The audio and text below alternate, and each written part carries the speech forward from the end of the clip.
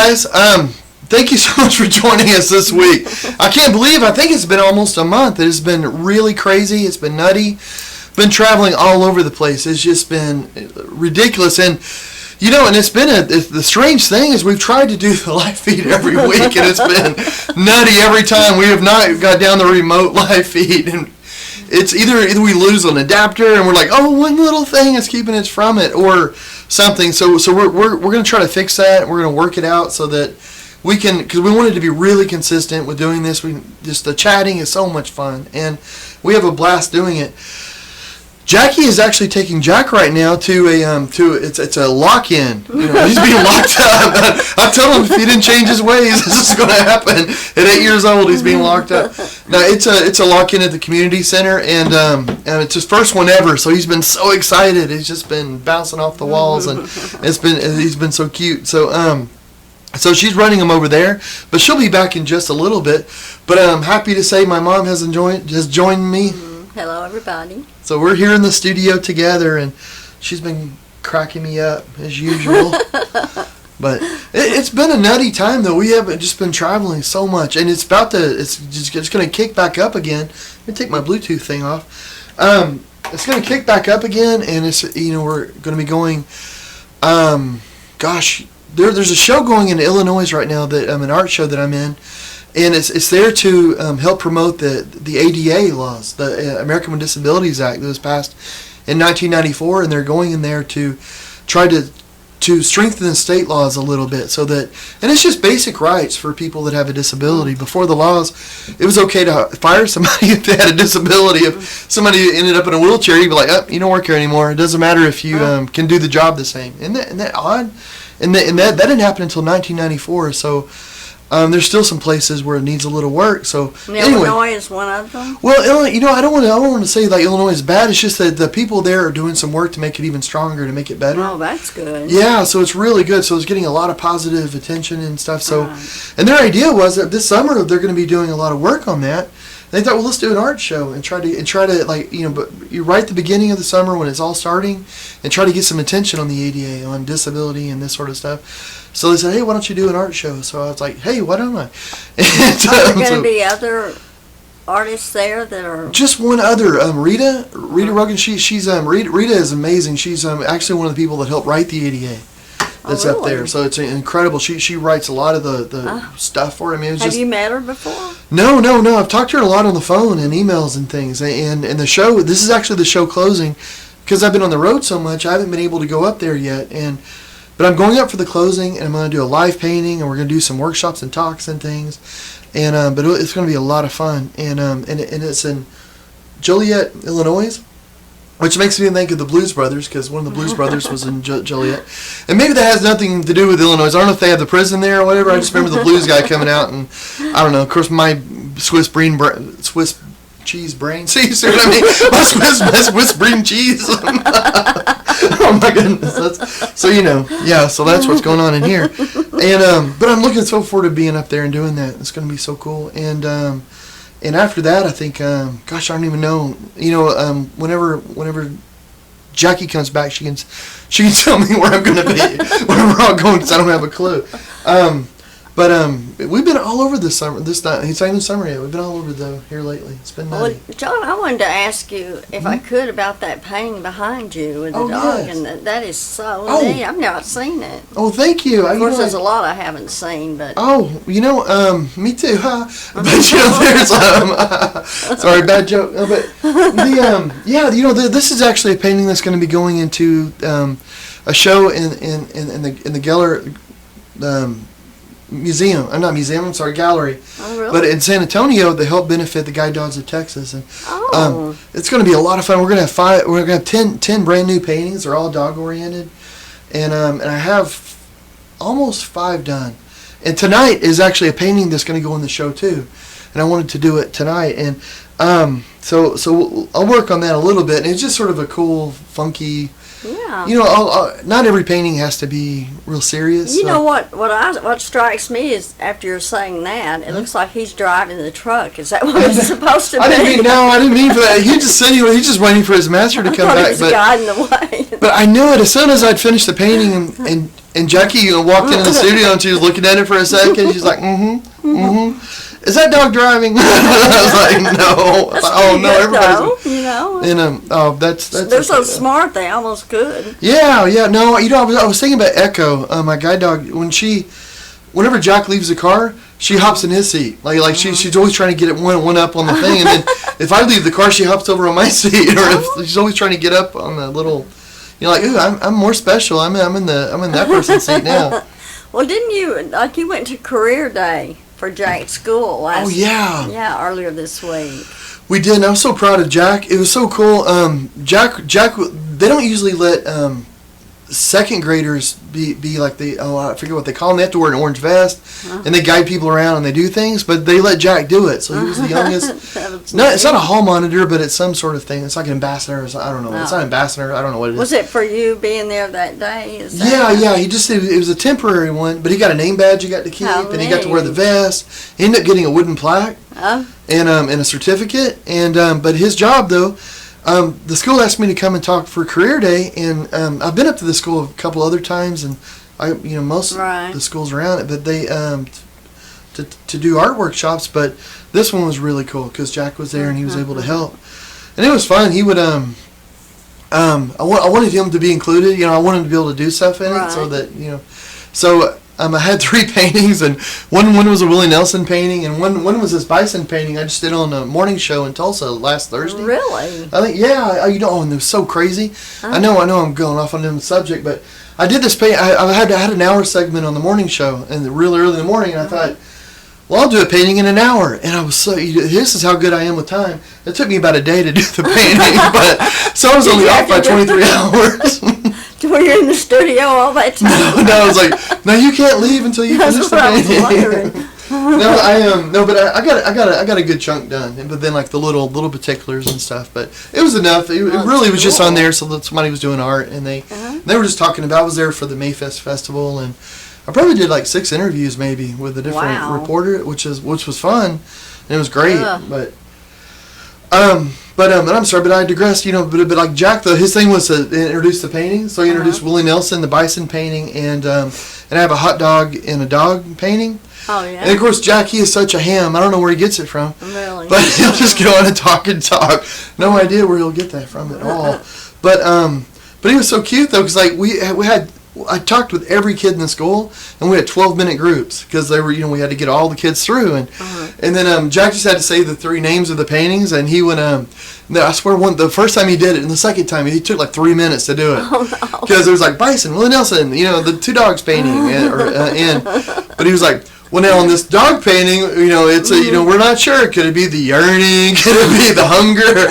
We're voting. We're going to figure out which is it hot dog dreams or just all these things. He was saying that y'all hadn't figured out the name. Yeah. Well, at first I was like, I don't know. Maybe we come up with a better name. And then I'm just sitting there like, listen to him to go, thinking, wonder how far you can carry this out. And I'm like, buddy, I think we got to move on here. Well, I digress, but what are you going to do with that bison painting? Are you going? Oh, it's for sale. It's but I did it because the bison and buffalo are a really big Native American symbol, of course, and it's a big thing in Oklahoma. So I thought, well, if I'm on the TV there, then I might as well do a bison.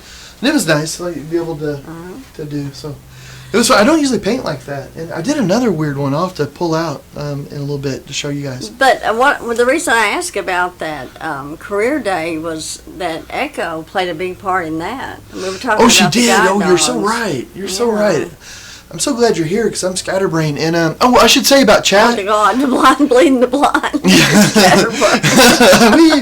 I should say about the chat, guys. We will have chat. And we don't have it right now. Jackie does the chat. And so whenever she comes back, we'll be able to get this. And she should be here like in 5 minutes or so. It shouldn't take long. So we will have chat. It's just we're not able to respond right now. And what did you ask? I'm so sorry. I'm so scatterbrained. I was saying that Echo played a big part in the. That's right. That's and that's a neat thing.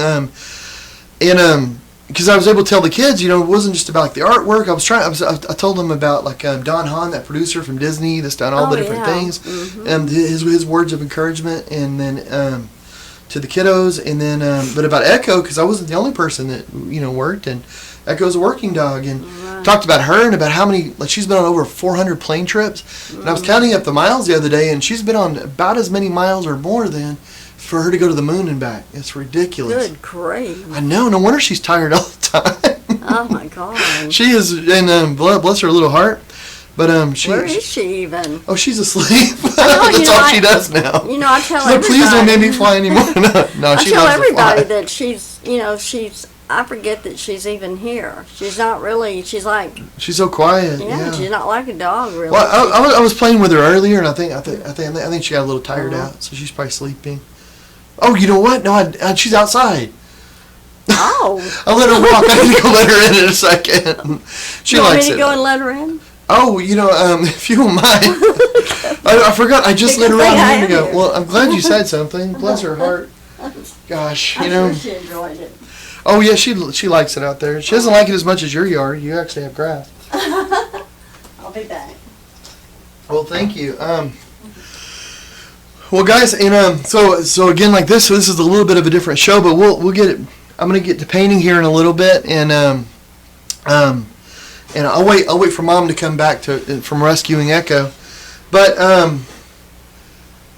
it has been sort of a strange time though. This last month, we've just been on the road so much, and we're working on making this live show because we really enjoyed doing it so much. It's so much fun, especially the chatting and the hearing back from people and the emails and things. It's just I started painting to connect with people, so it's just been really cool. And Jackie's been loving it, like, just especially the chatting. Like, she really likes that, and it's so much fun.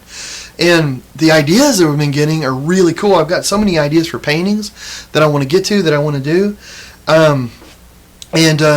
so we're trying to figure out a way to be able to do it on the road. And we've got like a travel hub now, so that wherever we go, we can actually use our own wireless cellular hub thing, so that we can, hopefully be able to do that. And we're hoping if for some reason we can't do a live show on a Friday, we're going to try to release video or something. That way there's some kind of content and something for us all to talk about. Oh, I hear jingles. Echo's been rescued. Well, hey, Mom. She's my dog. Yeah, she's yours now. Over here. Yes. Could you push number 2 on the thing? Mm-hmm. Well, guys, this is the painting that we're going to work on. It's the coolest Chihuahua ever. Oh. He's wearing sunglasses, but so he's yo quiero I don't know, painting, I guess.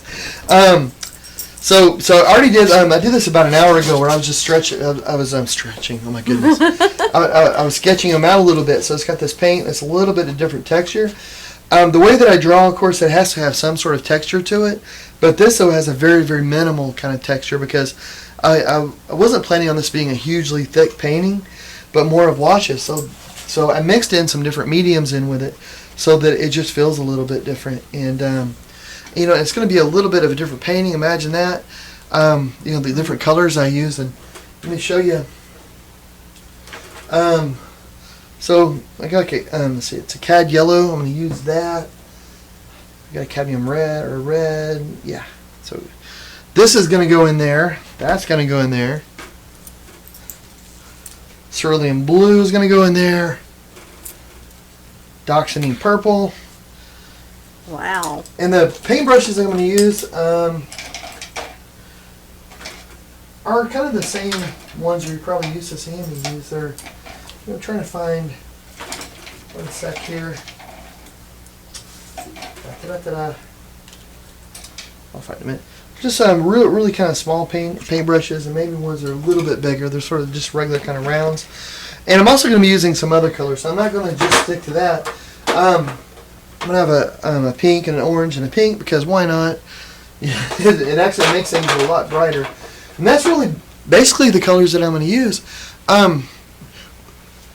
Would you be able to push number 1, Mom? Or 5? Maybe 5 would be better, because that way everybody can see you. I'll be right here.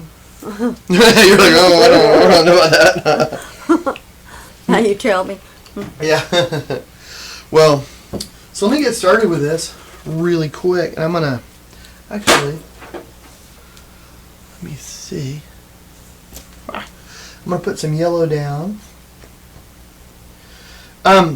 one of the cool things, this painting here is going to go to that show in San Antonio that's going to help promote the Guide Dogs of Texas, and a portion of the sales are going to go right to the Guide Dogs of Texas, and a big portion. And then, but the whole idea, it's such a great school, and it's funny with the Guide Dog schools because I think a lot of people think that they get federal funding or they get state funding. They don't get any of that. It's all Really? private donations. I didn't know that. It's all, and it's the way it's always been. And it costs about $50,000 to train a guide dog, and it's always been private donations and things. And they're not really one of those organizations that go knocks on your door saying, "Oh, give me money, give me money, give me money." They just the goodwill of others really, and it's such a specialized sort of thing. I mean, it's incredible. The trainers themselves, the amount of training they have to go through is incredible. I mean, it just takes so long to become a professional guide dog trainer to be certified. Right. And once you are, you can work in pretty much any country. Like, you can travel, you can do how if you're cool. if you're certified here in America, you can be a guide dog trainer in England, you can be a guide dog trainer in Germany. There's some trainers that kind of travel the world. It's a way for them to see the world and do some amazing work. And it's the highest level dog training there is out there. And it's funny because you'll hear about people training different kinds of dogs, and they'll say, "Oh, this is really high level stuff." Right. And then they see like the guide dog training, and they're like, "Wow, that is," because a guide dog can never make a mistake. They can never not stop for a car, or a flight of stairs. If you do, someone's going to break a leg, or someone's going to get hit by Right. So those dogs have to be perfect, and they also have to do it with positive reinforcement. Like, they don't go around spanking the guide dogs and getting, and I mean, if a guide dog keeps doing, they'll tell them like no, echo no or whatever, but they're not, it's not like they aren't forcing the dog to do anything. And if the dog doesn't want to do it, they just wash the dog out of the system, out of the, and the dog, they have a list of people that want to adopt guide dogs. So if the dog doesn't want to do it, that's fine. They just There's no hitting them on the nose. Oh no, there's there's none of that, because all that's coercion, and the dog has to want to do it. So if the dog doesn't want to do it, then that's really good to find out, and that's really what they're looking at with the 2 years of training, is just see dogs that really, really, really want to do it. And you've said before that Echo was one of the first dogs in the United States that was able to differentiate between a man and a woman's bathroom. Yeah. She was put in the Animal Hall of Fame last year, and that was a big reason why. Wasn't that in England though? Didn't is that where her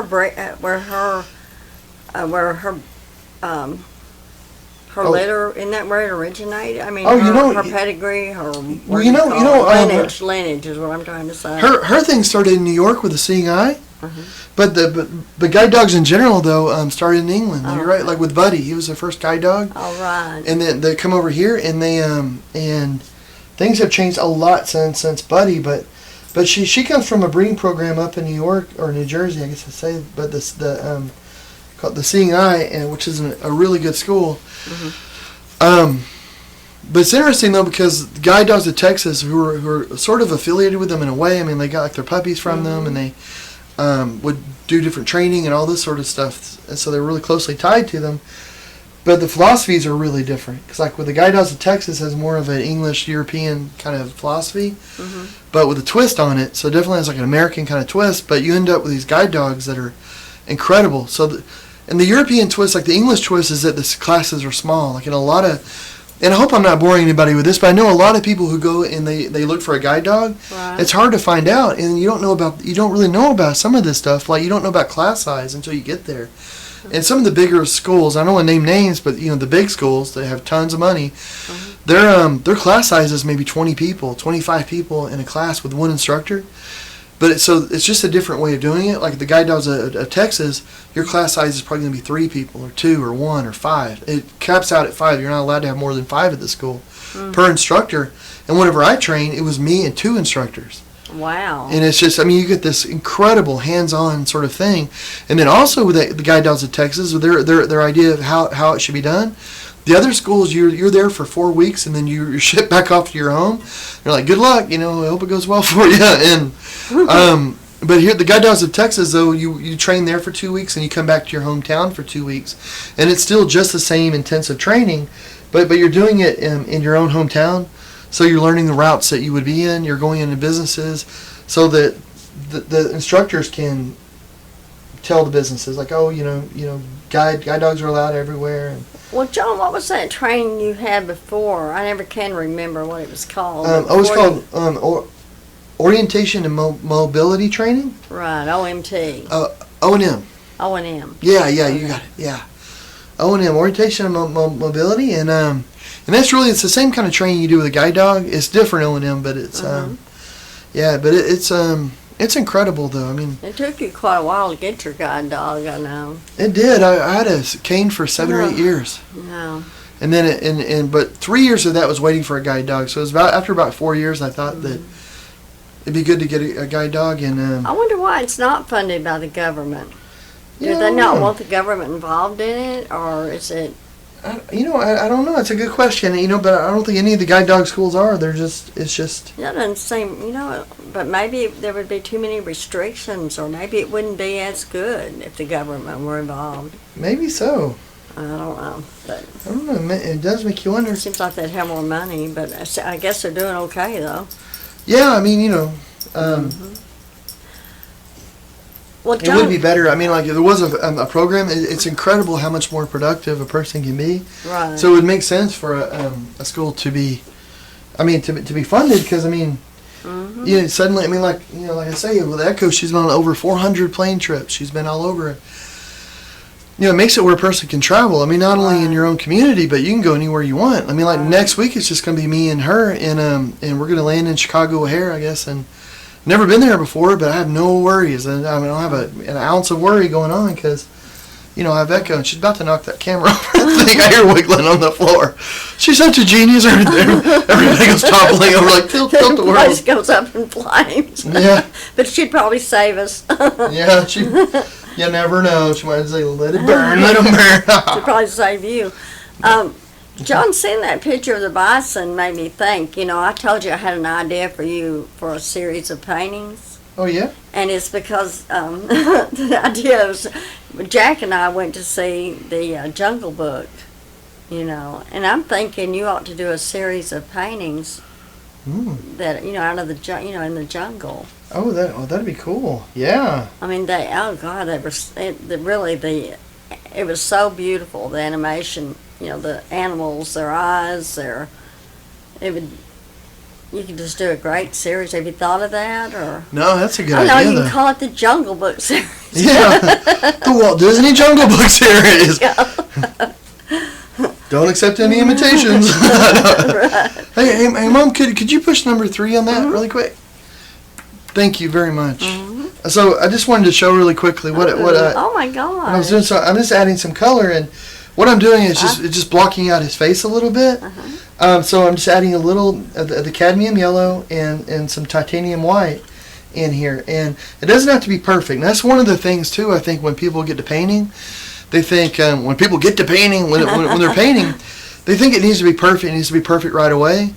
First of all, it never has to be perfect. As long as you're having a good time, then it's successful and it's working. But a painting though can take a while to build up, and a lot of the master painters would whenever they're going to do a painting, they'd do a rough sketch or maybe no sketch, or they would just start blocking in color. And to block in color, it's just kind of what I'm doing here on this dog's face, where I'm just putting in some color.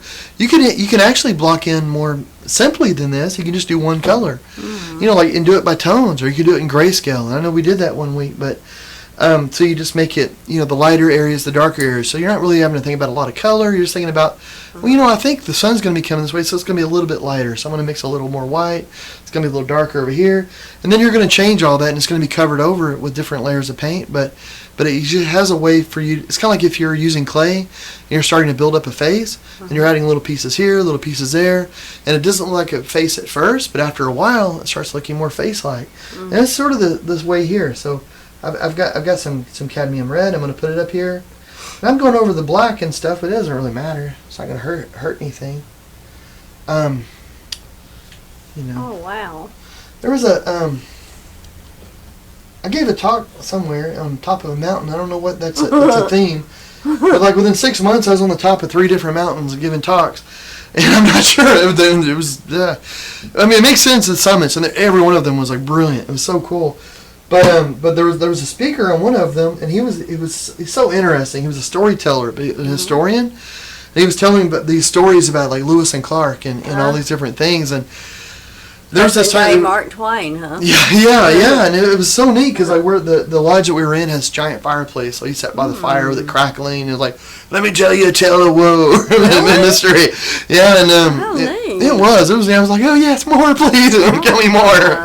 Another one, and but after Lewis and Clark, there was another band of people that went out and they're looking, they're exploring other areas. But like there was like this one part I remember where they had all these boats and they were going to go down the river a certain way, and the Native Americans there were like, if you go down that way, you're definitely going to die, because the other tribes up there will kill you. they're just not happy individuals. They will they will run your day, and they're like, you need to go over land. And they said, well, is it better over land? They're like, yeah, a little. It's a little better. It's better than the other. You don't want to go down that river for sure. It's death. So, but they had their boats and everything ready. So, so the question was, you're the leader of the expedition, and like one way might be better, but it's going to be a lot harder, and it's going to take a lot longer, and there could be famine, there could be all these different problems, and so whatever your decision is going to result in people's lives. I remember that whenever I'm painting, because no matter what color I put on this canvas, no one's going to die. It's not going to be that big of a deal. It's not. You gotta get, I don't know, a little reality check every once in a while. It's like, well, shoot, I made his face too red. At least we didn't run to a tribe of unfriendlies. Some people having a bad day. So, anytime you want, Mom, please push 5, and that'll put us on us both. And Well, John, I wanted to ask you this. You just came from a festival. Oh, I did. Oh, yeah. Yeah, and how big a festival was that? And how did it compare to the one here in Denton? Oh, you have such great questions. Thanks. You must be where I get my raging intellect from. It was me, all me. It was me. I did it. The raging part, anyway. It was really good, and we don't do that many festivals. We only do like 4 or 5, and we're going to try to increase that though, because they're fun. And I was talking to a gallery owner once, and he said half their money for their brick and mortar gallery came from these juried art festivals, and not every festival. A juried art festival. It's a festival. There's like arts and crafts festivals that you can just get into. You pay your money and you can bring your stuff. Yeah. There's other ones that are juried, so you submit slides and you submit your images or however they want it. Some of them are still pretty archaic, where it's like snail mail, and some of them use like Zapplication and stuff. But it's a jury panel, and it's a different panel every year, so you don't know if you're going to get in. And That's neat. But they try to make it like they look at the festival as a show, so they don't want too many painters. They don't want too many people doing this, too many that, and the quality's got to be a certain level. You've got to be able to present on a certain level. So they're trying to keep it upscale. Yes. Yeah, they're trying to make it upscale and make it entertaining every year, so people that come to it think like, oh, that's an interesting one. The last one was Tulsa Mayfest, and it was really good. This last one you went to was Tulsa. Yeah. We went to. And I'm going back to Tulsa in a couple weeks. I was thinking you were in Hot Springs. Oh, I did go to Hot Springs. I don't even know where you're at. But that was the week before, I think. Yeah, and we just got back from. Oh, that's right. Okay. Somewhere. I'm glad I didn't have to track you down. I don't remember where we were. Do you remember where? You were in Hot Springs last week. Well, weren't you? We went somewhere. That's right. Yeah, maybe it was Hot. Tulsa was the last one. That's you were in Tulsa from Wednesday till Monday? Yeah. Because Tulsa Mayfest is a really long one. Right before that, you were in Santa Barbara. That's right. We have a show in Santa Barbara where they release the wines. Right. And so we had that, and then have we talked about that? I think so, but pretty soon though, they're going to be. Oh, I hear Jackie's in the house. But pretty soon though, they're going to release the wines. Like they had just kind of started them, but we don't have them yet. And when we get our cases, we'll definitely do maybe we could do a show where we do a tasting. Although I know wine's not your big favorite, so you might be like. I might acquire taste. I might acquire taste. I might acquire taste for it if I get it by the case. Yeah, really. You're like, that bottle wasn't quite. Let me try another. No, maybe. I think this is really a 3-bottle wine. Really, exactly. Yeah. I hear Jackie. I hope either that or we're about to get attacked. I'd be interested in tasting it for sure. Yeah. And they're really different with that. I'm looking forward to seeing the labels, which paintings they picked. Oh, yeah. Well, it was Old Soul was the elephant, and it was one with a couple walking in a park. Oh yeah, with the umbrella. Yeah, and then. Oh yeah, I love that one. Well, thank you. And it was the one with the girl's face, but we'll show it though, and yeah, that'll be fun. But that was really good though. Like it was. Hey, Jackie. Hey. Sorry, guys. We thought they locked you up with it. Apparently, you can't just push the kid out of the car what time is when it? you drop him off 7:30. I don't want to Yes, I called it. I told her she wouldn't get back before 7:30. 7:20 maybe, but it's probably 7:30. Whatever. It's so hard being right all the time. Oh gosh, here we go. Is this some of the new wine? We've already established while you were gone that I get my raging intellect from my mother. Nice. Great. Right, Two of you. Anyway. All right, how is everybody out there today? Oh yeah, we have chat now, guys. Oh yeah, I'm the chat person. Let me see. Cool. If there's somebody out there, you'll know why. I'm raging intellect to ram them off. Is it possible for YouTube to hit negative numbers? Well, so have you explained to everybody what you're painting? Yeah, I'm painting the world's coolest Chihuahua. Is there anybody in the chat room right now? There is. Well, sorry guys, we weren't able to chat earlier. I really apologize for that. There is Kim, Sim, Marilee, Valerie. I'm scrolling.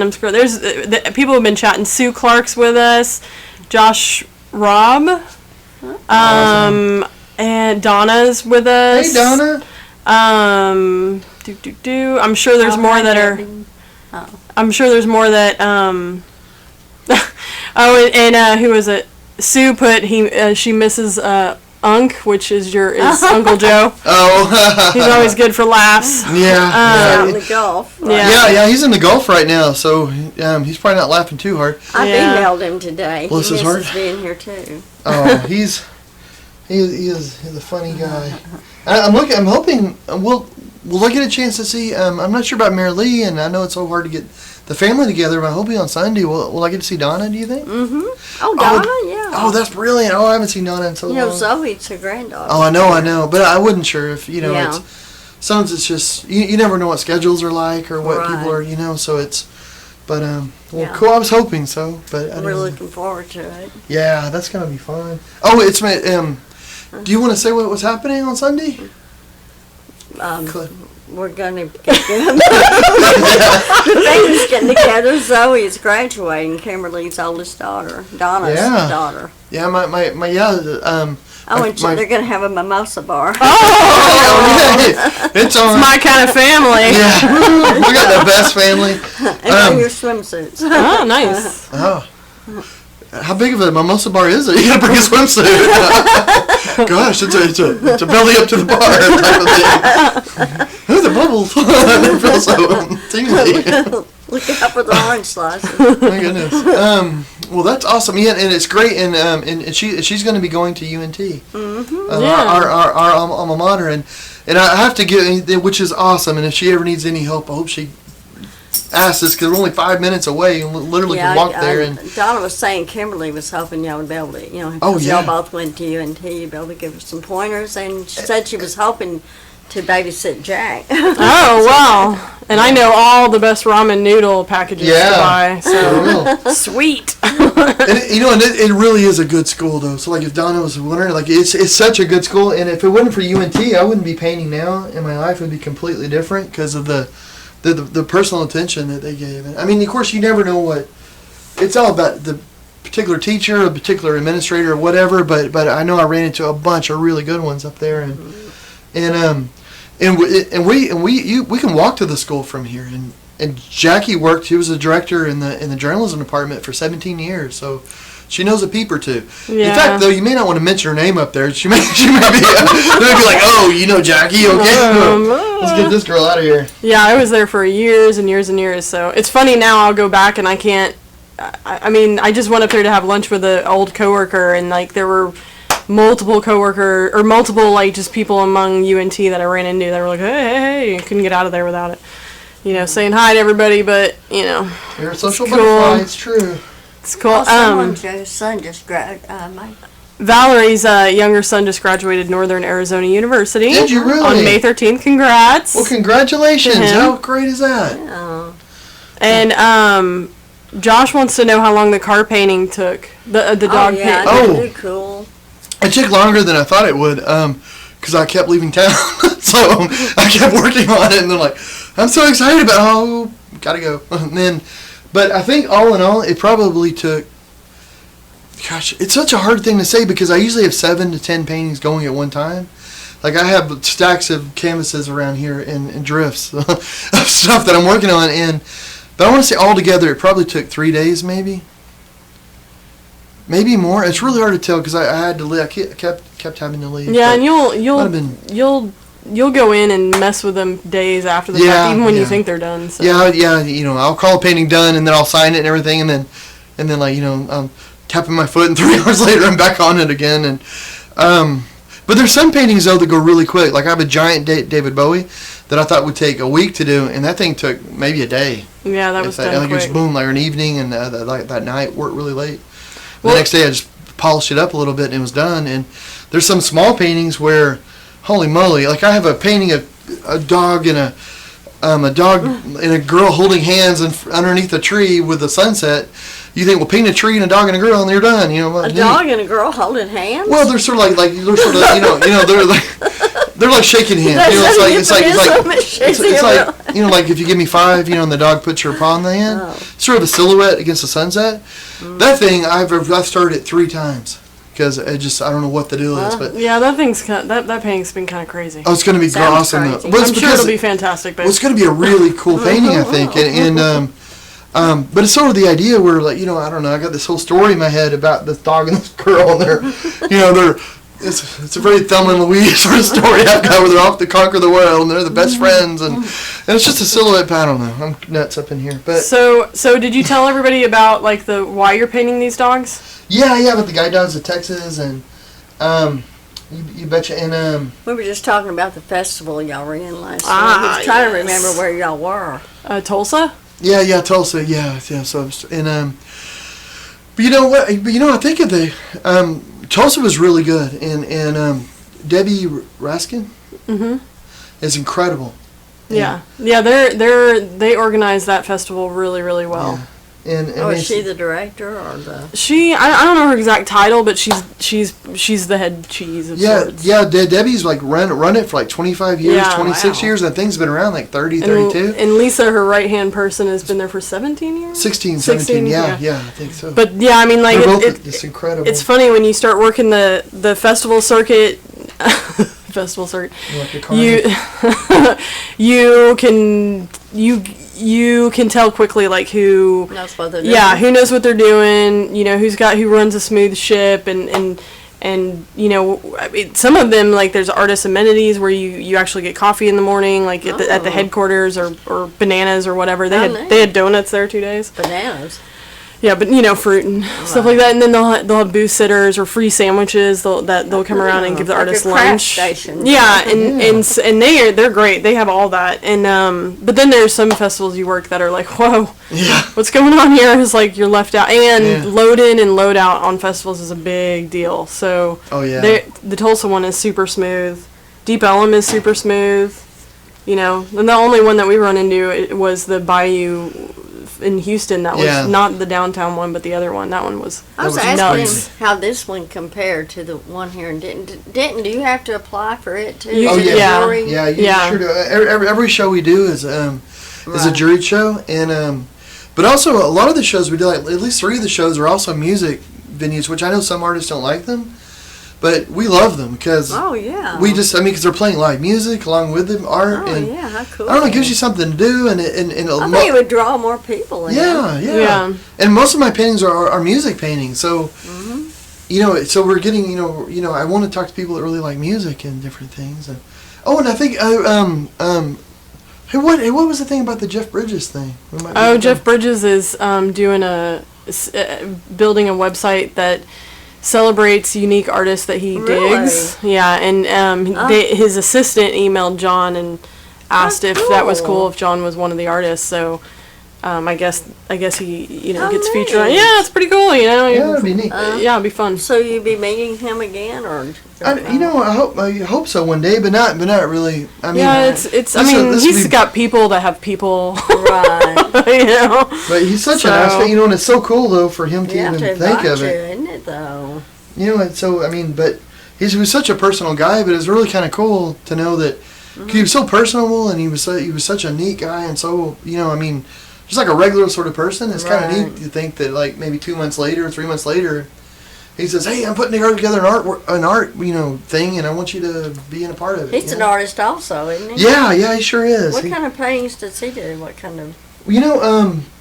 The only ones that I really got to really get like around too much were the ones in his studio, and in his music studio, which was interesting. Like it has these huge ceilings, and him and this other artist worked on them, and they had to get scaffolding and ladders or something to Good get up there. But grief. it was like this very cubist sort of thing. But it was like it's like if you took cubist, if you took what Picasso did, and then but you use more of kind of like Western colors, like tans and umbers and grays and different things, and so it was really mellow and really interesting and just from what like Lisa and the other people there were gosh, I can't, my brain, I'm so apologize, were describing it to me, and I was trying to envision it, and just had a really neat feel of it. It was Is that called impressionist art? more of a like cubist sort of, because like he would have like different views of a person, Right. kind of, but yeah, it was just sort of because- like the side and the front at the time. Right. But that's a really good question, because like impressionism traditionally is more like if you're using color for kind of like Van Gogh, Right. or it would be a good. So speaking of color, what is inspiring the color on your Too Cool for School Chihuahua? You'll get her Yeah. all. You'll get her all. I don't want to say the whole phrase. I'm afraid I'll get sued think by he needs a red certain eye. taco company. No. that I don't know. I But think his glasses ought to be red. yes, that's exactly what I was gonna do. Seriously? Yeah, and I was gonna make them red. I'm gonna have like a little. You can sort of see his eyes a little tiny See, bit. raging. See, I think they need to be red with a slight suggestion of like a landscape in the background, like he's looking Wow. out. Oh yeah, yeah. Like he's yeah. looking out, and it's like like it's like a long, just blanket sort of landscape of The Taco just- Bell, right there. yeah, the Taco Bell. Like he's looking out the window of like you're driving away from In other words, you the see desert. reflection in his glasses. I like that idea. Well, I do that's the too. only. I don't know if I'm time. gonna do it, but I like it. And then you should. need to give it to me. I'll give it to you for money. No, actually, like a good part of the proceeds are. I want to say, I can't remember. I would say exactly, but I don't remember exactly. But I'm pretty sure it's 50%. yeah, that's what I was thinking. Most of the galleries School we for work the with, blind? it's The guide dog school. yeah. Most of the galleries we work with, it's 40%, and this is 50. And How cool is that? well, and it makes me like I feel bad, only giving 50, but then. It takes so much time to make the paintings, and yeah.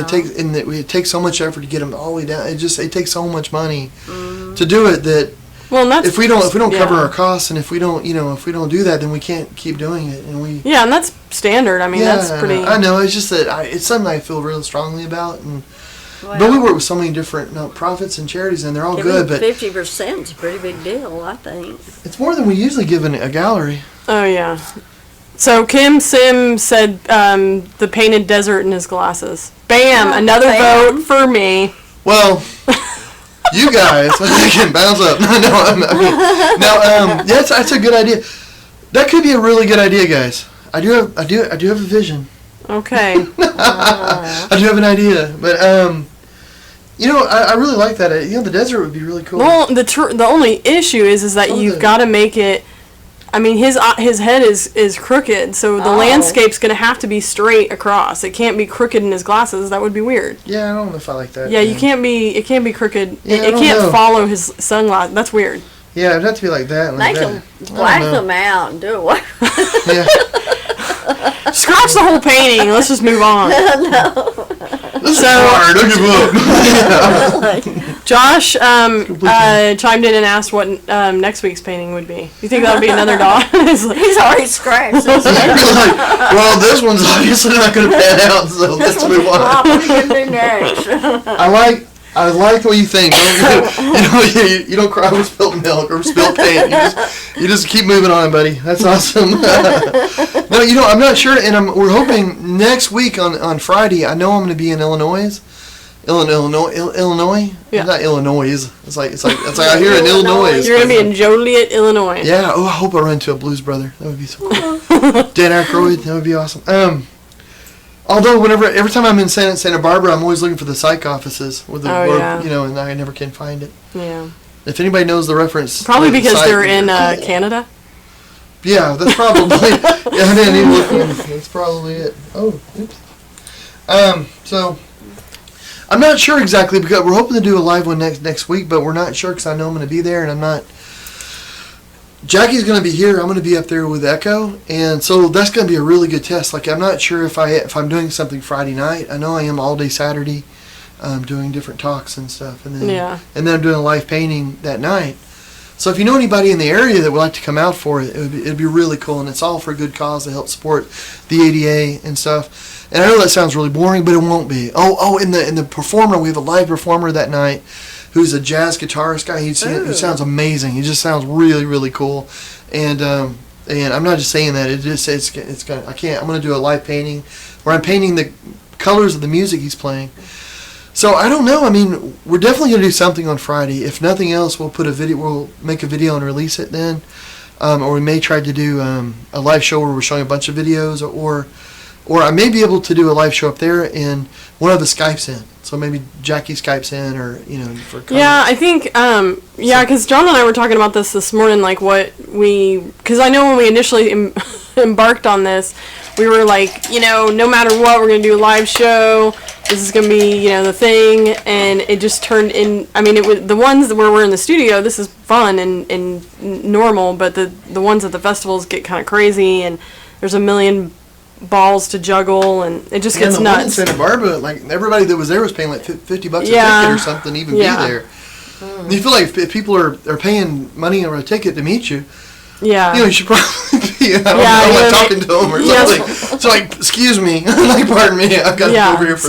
So some of the events were exclusive a little bit. So So I think what the game plan is that we'll just try to do the live show every Friday when it's suitable, and then but inevitably every week do filming throughout the week and then post it at least by the 7 o'clock on Friday. So our goal is to always have a new video up by 7 on Fridays. It just some Fridays will be a live feed and some Fridays will be just through our what we're doing all week, which could be equally interesting or disastrous. I don't know. Yeah, it's going to be interesting. Yeah.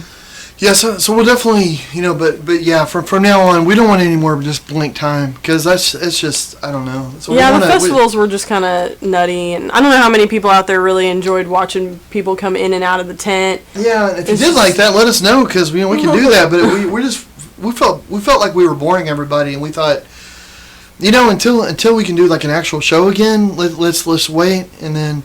Because we want it to be interesting, I mean, I don't know. Or if there's like a certain aspect.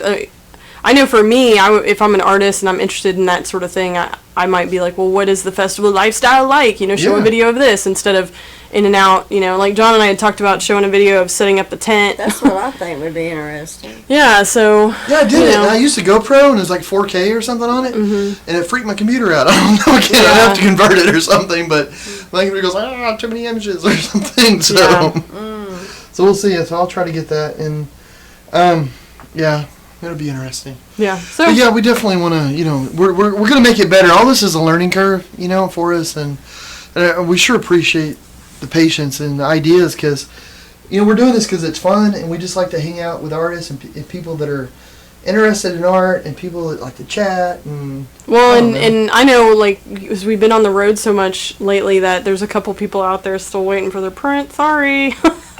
They're going in the mail tomorrow.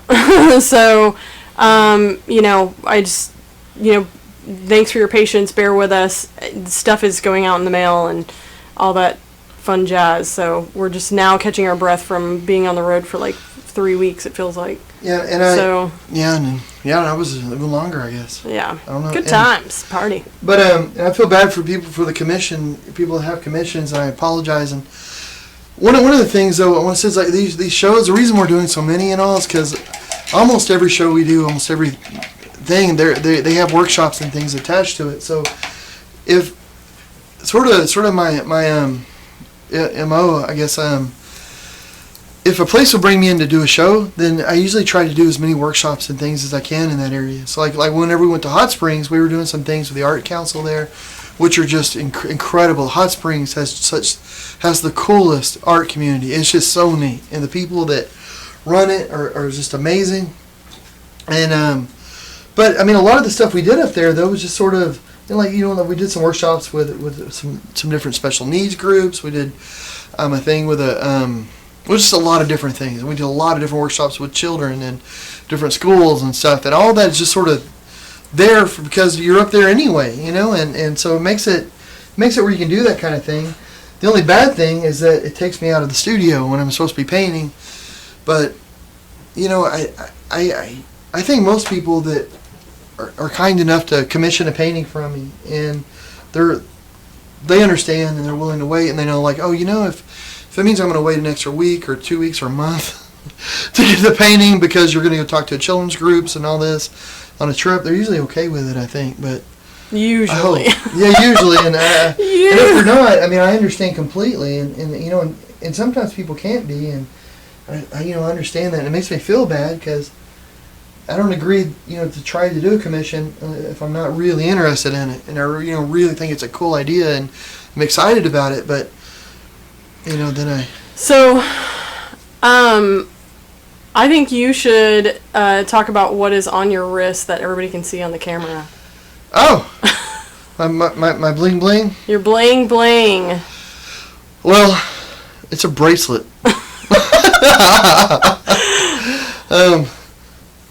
Maybe you should talk about it. Okay, well... I got it for my birthday. Well, yeah. And also a belt, but I meant one. Yeah, John's birthday was Monday. Turned 29 again. 29, yeah. And and he anyway, we were in Tulsa, and the fun is the like best part of these festivals is the people that you're neighboring usually. So the guy that we were next to at Tulsa, his name was David. I can't remember his last name. It's horrible. But he was a leather worker, and he did these really cool bracelets and belts and all that fun jazz and real intricate stuff that involved snakeskin and conch metal things, whatever those are called. Conch. And so John got a new belt because he never buys a new belt until the other one is tattered and falling off of him. I didn't think you were supposed to. Really. To tell you the truth, I thought it was like an unsaid rule. I mean, why would you buy... For somebody that is like so concerned with their hair, I'm surprised your accessories are not part of this. Well, I mean, look at this hair and see how concerned I am with it. I mean, to me, like getting a belt, it'd be like if you're in a restaurant and you have a glass, and they're like, hey, would you like another glass? I'm like, no, I've got one. What would you want another one to get? What if that one you want two? You don't want to wear that glass out. I mean, I was like, well, no, I got a belt. My pants aren't falling down. Why would I need another? Well, you. No, we're not the same. But it's also like shoes, like, I guess for ladies and guys, it's like, Well, no, my feet are covered. I know. Well, you are a little weird about your shoes, though, I will say. Well, I do That's take cool, care. because Yes. stylish Oh. shoes are cool. I do take He's care of my always been shoes. You weird do about take his very good shoes. care of your shoes, I will say. Always. By weird, I think they mean awesome. No. I do take care of my shoes. Like I polish them and I clean them. By that, I mean, I'd rather have a root canal without any anesthesia than take him shoe shopping. That's what I meant by that. Well, when I was a little kid, I had to make sure all the shoes were fast. You know, you have to really make sure they're going to make you go. And, you know, you do what you got to do. That's funny. But, Not if you live it. Well, Valerie says, Jackie, you see the hair, not the belt, which makes sense. I'll give you that. yeah. I'll give you that. And then Kim said her husband has a collection of belts and shoes. Oh, see, well, I need to learn from Kim. Yeah. You know, one of the cool things, though, is that, like this bracelet, I think Jackie has talked about making jewelry, and she makes a lot of different things, and it's really artistic. Like, she doesn't really usually paint, but she does a lot of different things. But one of the things I thought was really cool was that she talked about making some braille jewelry. Yeah. You know, like some bracelets that are kind of cool. They have leather and metal and different things. And, That'd be cool. and so, you know, I think that would be awesome. So I really, you know, I'm wanting her to make. So I'm mentioning it now so that we get her on the record. You're cornering me into this. Like, okay. Because you're going to have one for me by next week, right? Of course, you have to buy all the supplies, all the materials, and become an expert. But. Yeah. Well, I had done, I want to say I made a bracelet once that had braille. Like I had a tool that, you bang into it, whatever. And it actually was really hard to like line up the dots when you're banging the metal. I don't know. Anyways, I don't know. It'd be cool because I would Getting dig a little technical over there. Now. You might I would dig putting like some steampunk features on it. And stuff, yeah, that would be cool. That would. But anyway, yeah. Yeah, Braille it'd be really jewelry. cool. You know, it'd be fun, and you know, it'd be neat too. I don't know if anybody's would be interested in that, but I mean, I would. I don't really want to make jewelry, but I'm really curious about that kind of stuff. Like, you know, what goes into it, kind of like with David and the leather work and stuff, and. I mean, I don't really want to make leather work, but I'm really curious how people do it. So, I mean, if you get into that and you figure out some ideas, it'd be cool if you come on here and show it. You know, and if other people are doing things, like if you want to share something that you're working on, I think that would be really cool. Yeah, well, I should say that's some people did, because I know the last show we did in the studio, we were like, send us your stuff and all this jazz. And so some people did. So I just we haven't regrouped, but you know, next show I'm gonna go into detail about some people's stuff that that's cool. So thank you for sending it. Yeah, thank you so much. And things have just been nutty, but we're gonna get a handle on it. You know, we hadn't been doing the show that much, and then we have like 3 shows going in galleries, or they're gonna be starting 3 galleries, 4 or 5 different festival things, and then I don't know how many speaking events. All these different things just hit us. Yeah. And we're like, you know, like, because we were. So I just don't want anybody to think that we lost interest or anything like that. It's just that. You're overwhelmed. This is the longest stretch I've been home. Like, I'll be home for like 6 days, I think, or something like that. Yeah. And then I'll be gone for a month or 2 or something. I don't know. I mean, I'll be back here and for another 3 weeks. We're gone. Yeah, 3 weeks, but then we'll be back for like a few days, and then we're gone again. Yeah. And then actually, when That's we're nuts. back for a few days, we're not really back.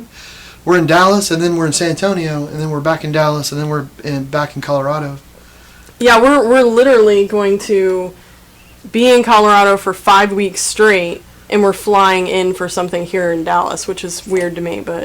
The thing that we're flying in for Dallas is a Modest Mouse concert. Well, I have to go to this concert. What? Modest Mouse concert. It's a band that. It's the Herman Hermits of the 90s or whatever, of the 2000s. You're flying back for the concert. Well, John's also got a gig, and so but they're back to back. So we're gonna fly in, go to the concert one night, and then go to the gallery Modest reception. Mouse. Well, we have to come back anyway for the show in San Antonio for the guide dog school at the gallery. So we have to be back anyway. So it's that evening, and we'll go. Oh. What's a Modest Mouse? What kind of music? It's like punk. New. What do you call? New wave? No. What would- Wave. Alternative punk a little bit, but Yeah, but a little, a little. it's not real punky. Yeah, I don't know. It's in a class of its own. It's awesome. Wild Pack family dogs came up Yeah. into the yard one day. We'll just let John say You have to dance like that too when you do it. You have to break it down. You know what's funny is when we get there, they're not gonna let us in because they're like, "Hey, we saw a clip on YouTube. You're not getting in here. You're not pulling any of those shenanigans inside this place." I have a question. Yes, ma'am. The other day when we left the restaurant there on the square here in Denton, we met that artist, and then on the news the next night I saw something about the Comic Zone, and I called John. They're going to release a Batman comic. Oh yeah, Batman towering over the. John didn't tell you? Over Denton? Mm-hmm. Over the courthouse. Oh, I didn't know they were on the news about it. That's cool. Yeah, and it's going to be released on June the 15th. I tried to call you to tell you because I knew you'd probably want a copy, but I called John, and he said that that man we met on the square was one of the men that. Yeah, he helps coordinate it with that comic book store, I believe. Yeah, and they're wanting to do a bit of a bigger thing. Cause they've approached me, or at least I think Tim, that owns a comic book store. Yeah, they're wanting to do a bit of a bigger thing where they do like a lot of art, and they're wanting me to come in and maybe curate it or talk about it or something. I think they were wanting you to help curate it and then maybe throw in your style, like throw in one piece with your style. Because he said something about like, I know you don't do comic book, but yeah. And I told him, I was like, we know some really insanely good illustrators in town. And like Brian. Brian Kelly. We call him Brian Draw. He's Brian Draws on Facebook. If anybody ever looks for him, and he's really amazing. He's so cool. But so. Anyway, that would be super cool. And for those who don't know, basically what this is it's a comic book series that where they do one we're from Denton, Texas, and it's like a quaint town, and the square is very recognizable, and there's a comic book store on the square, on the courthouse, and they do like random issues, like a Doctor Who issue. I think they did a Ghostbusters issue. Didn't they do a Spider-Man? I think they did a Spider-Man, and it's all like featured, like the cover features the courthouse, and it has something to do with Denton, like Doctor Who came to Denton or something. It was just, anyway, they're fun. So Batman's gonna be cool. I think Batman's gonna be towering over the courthouse, protecting it or something. Well, I'll grab next show. I'll grab some and just hold them up so people can see what we're talking about. But it's on June 15th. I don't know if they're taking orders now or. And Yeah, and they want me to do a painting, like a superhero kind of painting, but in my style. So I don't know. Like, I don't know, would I come up with my own superhero?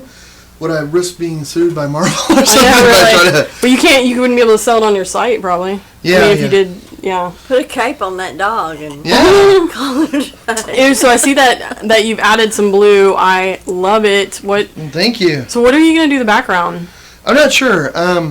Well, one reason I was thinking about doing the eyeglasses, the sunglasses, a solid color, because I thought about maybe making the background a little bit more of a variety color. And then I had two ideas. One is a solid color.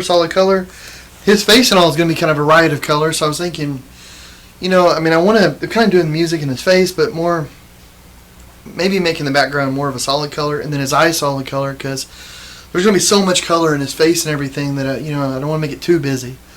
I don't want it to be tiring to look at or anything, so you can look at it and quickly tell what's a dog wearing sunglasses. Yeah. And, so that's really why I was thinking kind of red with, you can see his eyes a little bit. And that way also, the features are his eyes, not necessarily the reflection. So that's what I was thinking initially, but... So you're going to be able to see his eyes slightly through this? Just slightly. That's interesting. It's just going to have like little dark impressions. Oh, that's cool. Just a little bit, but... It's no desert, but it's... But yeah... Really? But y'all's ideas though about the reflection in sunglasses I really like. I've done that before, and like the sunglasses paintings. Imagine calling them that. Well, Valerie says she loves the shading. Donna says it's really starting to pop. Love the blue, subtle, awesome. Well, thank you guys, and then Kim said his glasses could be red with a reflection. Yeah. Anyway, yeah, that's true. That's a good. Hey, getting pain all over myself. I was wondering, guys, like, has anybody ever played around, or maybe played around is not the right word, but with adult coloring books? Oh man, I have one. We're all like, who you're married to? Have you met her? Yeah, I have one. Did you? I was on back order for like 3 weeks on Amazon. And who are you again? What's your name? Don, my brother-in-law, your uncle. Yeah. Yeah, what about He has a coloring book? Oh, he loves Oh, how those. funny. Oh, we should totally get him a coloring book. You know, there's a coloring book out there. Sam bought it. My sister-in-law, Sam.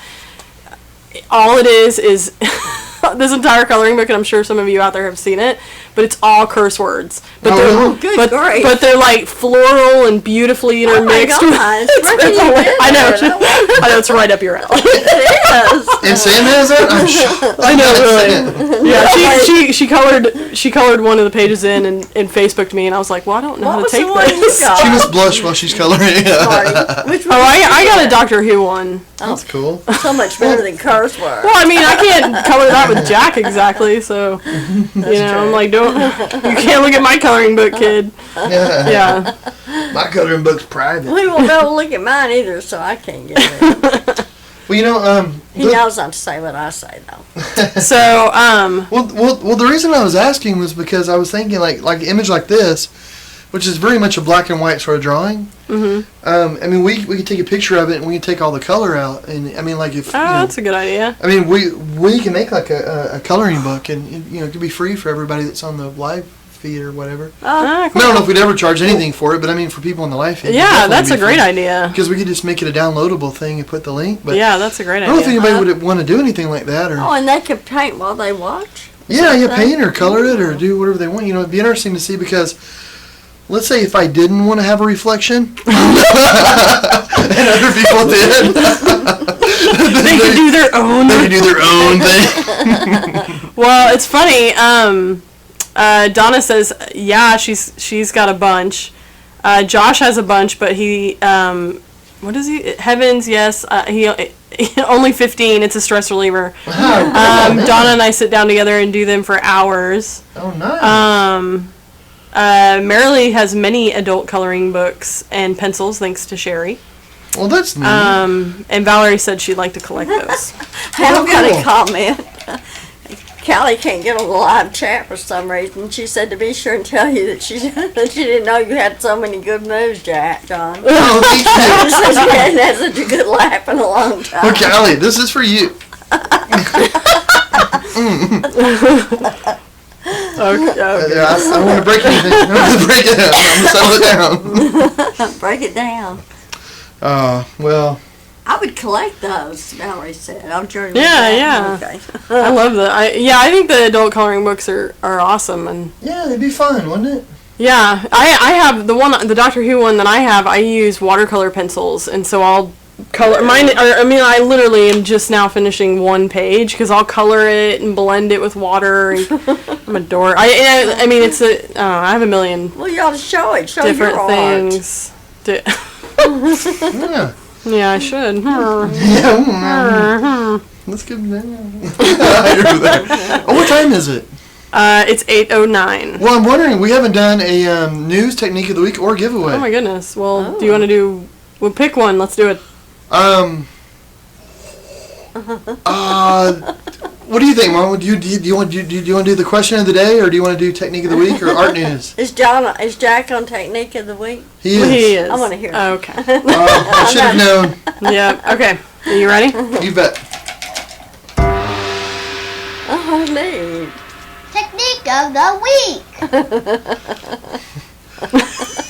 And then you got to do your pose. Okay, yeah, Superman pose for technique of the week. The technique for this week, though, I was thinking that we could look at easels and see about like trying to get an easel for the studio. So it's one of the basic sort of tools you have in there, but I think a lot of times people don't know what to get. And it's one of the most expensive things to have in a studio. And you're looking at, and you go into the art store and you see all these different kinds. You think, oh my goodness, which one is going to work? And I think sometimes people think when they're going to paint that they need an easel to be able to be a true artist or whatever that means. And you don't really need an easel. There's some really famous painters, and I can't think of his name right now. There's one that he would only use a table. He'd use like his kitchen table. That's what he used. And that is fine. It doesn't matter. All an easel does is just hold whatever it is you're working on. But let me show you a few different kinds really quick. I got a bunch back here. I think they've fallen down. Aha! Ta-da! That was smooth. Okay. Don't get that one. This is a basic. It's a basic table easel. You can get these in wood, aluminum, but it's just something that you just set on the table. Obviously, it's got a table easel. Watch out, they pinch. Oh yeah, well yeah, you know, you'll live though if it gets you. So it's just a basic sort of table easel. You get them wooden, and I use these. I have like 10 of these things, and I use them, and then I have a bunch of wooden ones. But I usually use them as display easels. So if we travel somewhere and you want to show some of your paintings, or want to throw them up, I got the aluminum one because it's really light. You can put 10 of these in a suitcase. You may add a couple of pounds of weight for that many of them, and they're really strong. But if you're traveling, you throw this in a backpack, and you want to do some on plain sort of drawing where you're out in the wilderness. This doesn't weigh hardly anything. You put it in your backpack and it'll support your drawing pad or whatever you want. So it makes it really easy. The other one that you probably see a whole lot is just an aluminum folding easel like this. This little tray goes. They have different kinds of them, but they're basically kind of like this, where it's an aluminum. I've broken so many of these, it's ridiculous.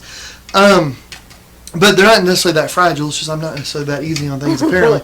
One of the neat things about this, though, is it'll hold lots of different sizes. Obviously, it'll hold a pretty big painting, but it can hold a really small painting, and you collapse all the legs up into it, and it's a table easel. So you've got a floor easel and a table easel with this, and they usually come with a case so that you can carry the thing around. I'm going to put this over here. Let me show you this. Now this looks like that other one I just showed you. I'm in love with this. You are. I am. I have 2 of these. It's a heritage easel, and they're just like the other. It can be a table easel. It can do this. It has an extension bar that goes into this thing, and it makes it this much taller. So you can put it. It's a travel easel. It gets smaller than the one I just showed you. It's way more sturdy. I've never broken one of these. And I've traveled with thousands of miles with these things. Never broken it. It can get this tall. It can hold like a 40-something inch easel. Canvas. Pardon me. But here's the really cool thing about it that I love. It does that. Yeah, that is cool. It does. It goes horizontal, and it's neat. I've been on a lot of different programs on stages and on TV or something where you're painting something, and you may be part way to it, and I'll just rotate the canvas away from the camera until I'm ready for people to see it or wait for the audience, and then when I'm ready, I can put it up and then start working on it, and that makes it nice. Also, I have 2 of these. These can get really low. They can go all the way down the floor almost. And I'll bring 2, and I'll have one that'll hold my painting, and the other one, because this is really stable, I'll put a big pallet on it, and it works like a table. So I've got a table and a bag that holds the canvas can hold your pallet really thin. And for the pallet, you can also use a canvas wrap board. So one of your things that has a plastic over it, you use it once as a pallet. You're done with that. You rip off the plastic, it cleans it, and then you can paint on the board if you want. It makes it really easy. Really nice. I love these things, especially the whole fact that you can how much are they, might I ask? This one is, the other one I showed you was about 20. The first one was about 10. That's a really good question. This one I can't remember. I can't remember if it was 60 or 80. But they never break. Well, they probably would break, but they never have yet. And the case that comes with it is awesome because if you're I do a lot of live painting demonstrations and things where things have to go up quick and go down quick. I did a morning or a news show in Hot Springs a few weeks ago, and you're on the stage and the news segments go pop, pop, pop, pop, pop, and you're on the stage up there, and then ready for the next one, that thing just collapses right down, and the bag they give you, a lot of times, if you ever try to put a tent back in a tent bag, it's like you're really trying to zip it around it. The bags they give you are a little oversized, so you just slip it right in there. I know that's a small thing. But that is a big thing. There's been so many times I've been struggling in a place it's annoying. You can break. I think we've lost a couple easels because they were shoved into bags. Yes. That's probably one of those that broke. Yeah. This is like the other one I showed you was aluminum, but it's wood. A little more elegant, a little nice. I can't stand that easel. Well, yeah. I like it because it looks nice. So if you're wanting to look hoity-toity, the only thing is it will not fit in a suitcase. Not even my giant suitcase. Really? Yeah, it's just a micro too big for it to fit in there. Other kind of tall easels. Now I love these. These look silly. This looks silly. It's like tent poles. It goes together. I have never broken one of these. It's like a CNI cane. Yeah, it is. It is, isn't it? So they just go together, and it's really easy. When they're new, they have to go a little quicker. But these a little older, you put it out. It's just a display easel. I made the mistake of using it with some students for painting on a stage once, and they're kind of flimsy to paint on because they're a little wobbly. but they work great and they don't weigh hardly anything. You can put them in so if you're just showing some painting somewhere, It's just like a cane. yeah, it just breaks right down. You're good to go. Let me show you this. This is the easel I used on the morning show last week, and it's one that I was using. It's one that Jackie gave me years ago. It's called a French easel. And what it is, it has a paint box inside. It has a drawer that comes out. All the legs pop down, and usually the way that you use it is all the legs will fold down, and you put the canvas on this thing, and that folds up, and that's really handy. It's really nice. I was using it horizontally on the side, so I used the tray as a palette holder. Like it has a little palette in the drawer. It's really nice. It's Yeah, isn't compact. it? It comes out the front there. Yeah. So like this little drawer opens up, and there's a palette on it. Yeah, that's a nice easel. So it's like if you're here, you can put the canvas on here. You can use it as a Maybe, palette, probably. or you can just open it all the way up and use it like the palette's in front of you. So that's really neat. I really like that one. Yeah, the only thing, it's really portable. It's really awesome, and it actually can hold some of your paints and stuff in it. But it's also kind of heavy. Like if you're going to be just walking around with it. Valerie said she's got that one, but without legs. I've seen that one. That's cool. Oh, Valerie, yes. In fact, that's the one that I'm going to talk about in just a minute because I'm thinking about getting one. It's a table easel. So this one, it's actually got legs. Like it'll set up about this tall. This one down there, and it'll go lower, but it can be about this high, and then it can hold a fairly large canvas on it. This easel right here, it's the first really large easel that I got, and it can actually hold a canvas almost to the ceiling down to the ground. God, It can hold a huge one, and it's really it's pretty stable. Yeah, that's the one my mom got you, right? It is. It has a bison on the side, but here's the tricky part about this one. This whole side here where it can hold a painting, it's got this whole thing on the other side as well, so it can hold two gigantic canvases, and it rolls, it locks. Brilliant. The one down here that you can't see because I'm using it is just like this one, but it goes horizontal as well, and it goes at every angle from that. So it'll go all the way from like a table all the way to completely standing up straight. The neat thing about that, and the reason that I like this one and I like that other metal one that I showed you that can go horizontal, is because if you're painting with really thick paint, heavy paint, gravity's going to push down on it, and it's going to make it bulge and get misshapen. Well, one of these can go horizontal, like you can paint on it for a while and you can flip it, or you can just keep it horizontal, which is pretty neat. So it keeps there. If you're painting using runny paint too, it just wants to run down. But if you can go horizontal, then that's not a problem. Let me show them the one that I'm about to get. Okay. One of the things I notice, I do a lot of outdoor painting at festivals and stuff. I've really gotten into live demonstration, live painting, whether people ask me to or not. I'll get there and start doing it. But one of the things, though, when you're outside, if you have a flimsy easel, you don't know when the wind's going to kick up. And we've been out there when there's been storms and wind and rain, all kinds of stuff. So I wanted something really heavy. So what I'm going to get is a folding table sort of thing. So like there's this one table, and it's made by Origami, and we have a table by them. But this is actually a kitchen wood block. It's really heavy, and it's sturdy. I mean, these things are really incredibly sturdy, and the wheels lock. So we can move it out somewhere, outside, and it collapses down. So it collapses down almost into nothing. So that, it's not something you'd want to put on your back for backpacking through the wilderness. But if you're outside doing a live demonstration and you have tons of people around your easel, one of these other easels, even the one that's my favorite, is a little tricky because those legs stick out and people trip on them constantly. And they're always hitting them. And so a table like this, it's really sturdy and put well together. Is great because I'm not going to be tripping over it. And then, of course, on top of it would be a table easel. And there's this table easel that I found by Ravina. I don't know how to pronounce it. But it's neat. The neat thing about this table easel is it's not as thick as this other one. So it's thinner. But it'll actually hold a much larger canvas if you want it. It can do it horizontally, or you can put it vertically. And it'll put part of the canvas under the table. That's cool. So that it's not like this other one that I have is brilliant, but all the height goes up. So that's one of the things. An easel is just a tool. So you pick the tool that's going to work for you. If you were just going to get one easel and you had under $100 to spend, which most people do, I mean, you don't need to go spend $1,000 on an easel or some craziness. But that one that I showed you, this one, the Heritage one, is really, really good. Oh my goodness. It's just I'm such a fan of this thing, and it tilts.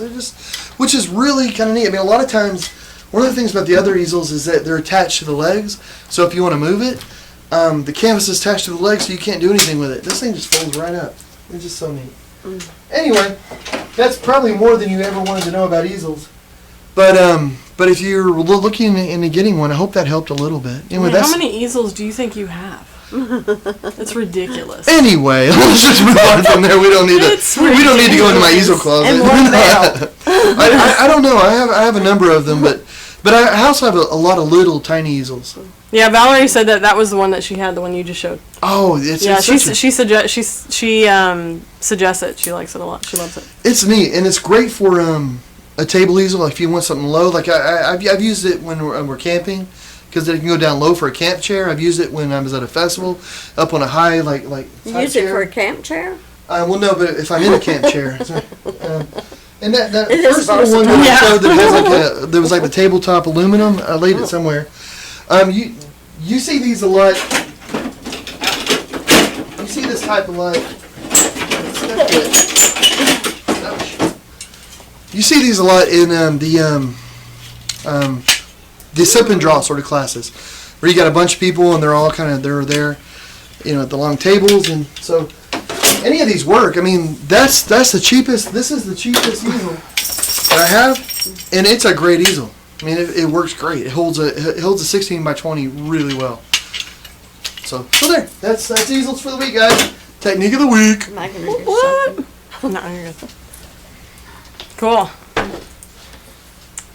Now you need to get right into the question. Denny? Yeah, we can do the question Cool. if you want. Yeah. Okay. It's all you, girl. All right, everybody. All right, so we're gonna do the question again. It's the same deal where I'm gonna show the question. Just guess at the answer if you're not even sure, but throw it up on the chat. I'll write down your name. We'll put it in a hat, which I don't have. I gotta go get it. And we'll draw your name out of the hat, and you'll get a free medium print. So, and I promise I will send it out in the next couple days, as opposed to weeks. Okay, so this is the question. When was the paint tube invented?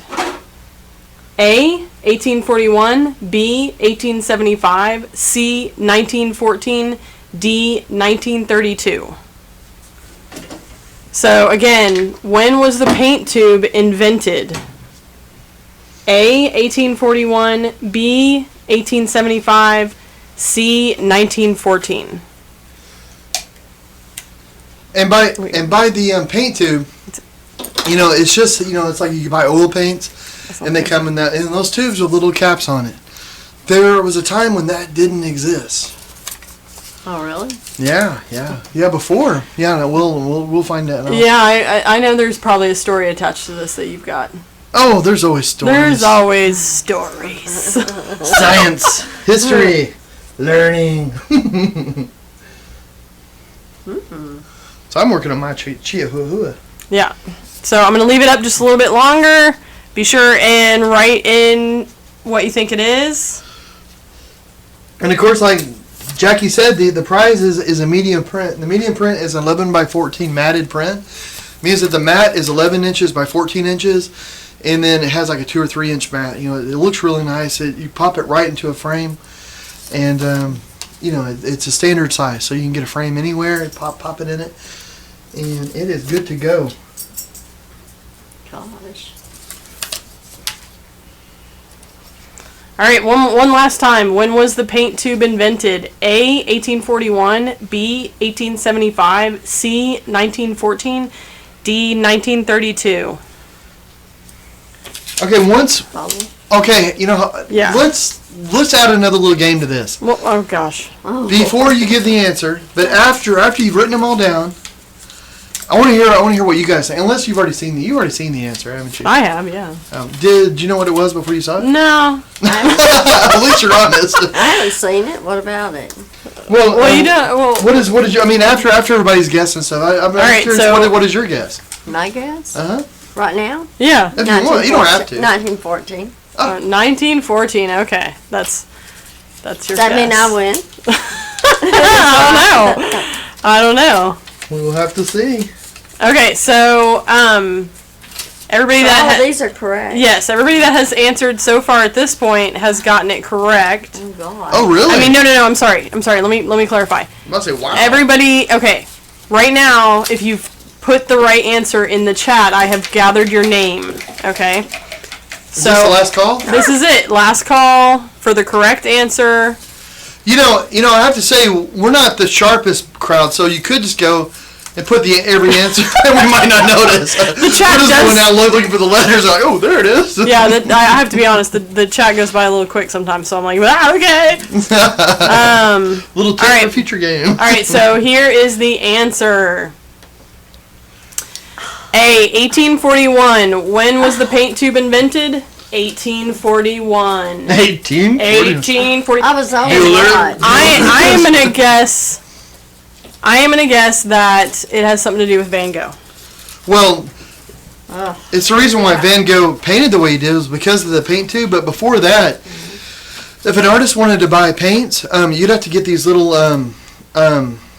gosh, it was either a pig's bladder filled with paint, or little glass syringes that were filled, and you break off the top of the syringe or something, and then you get the paint out.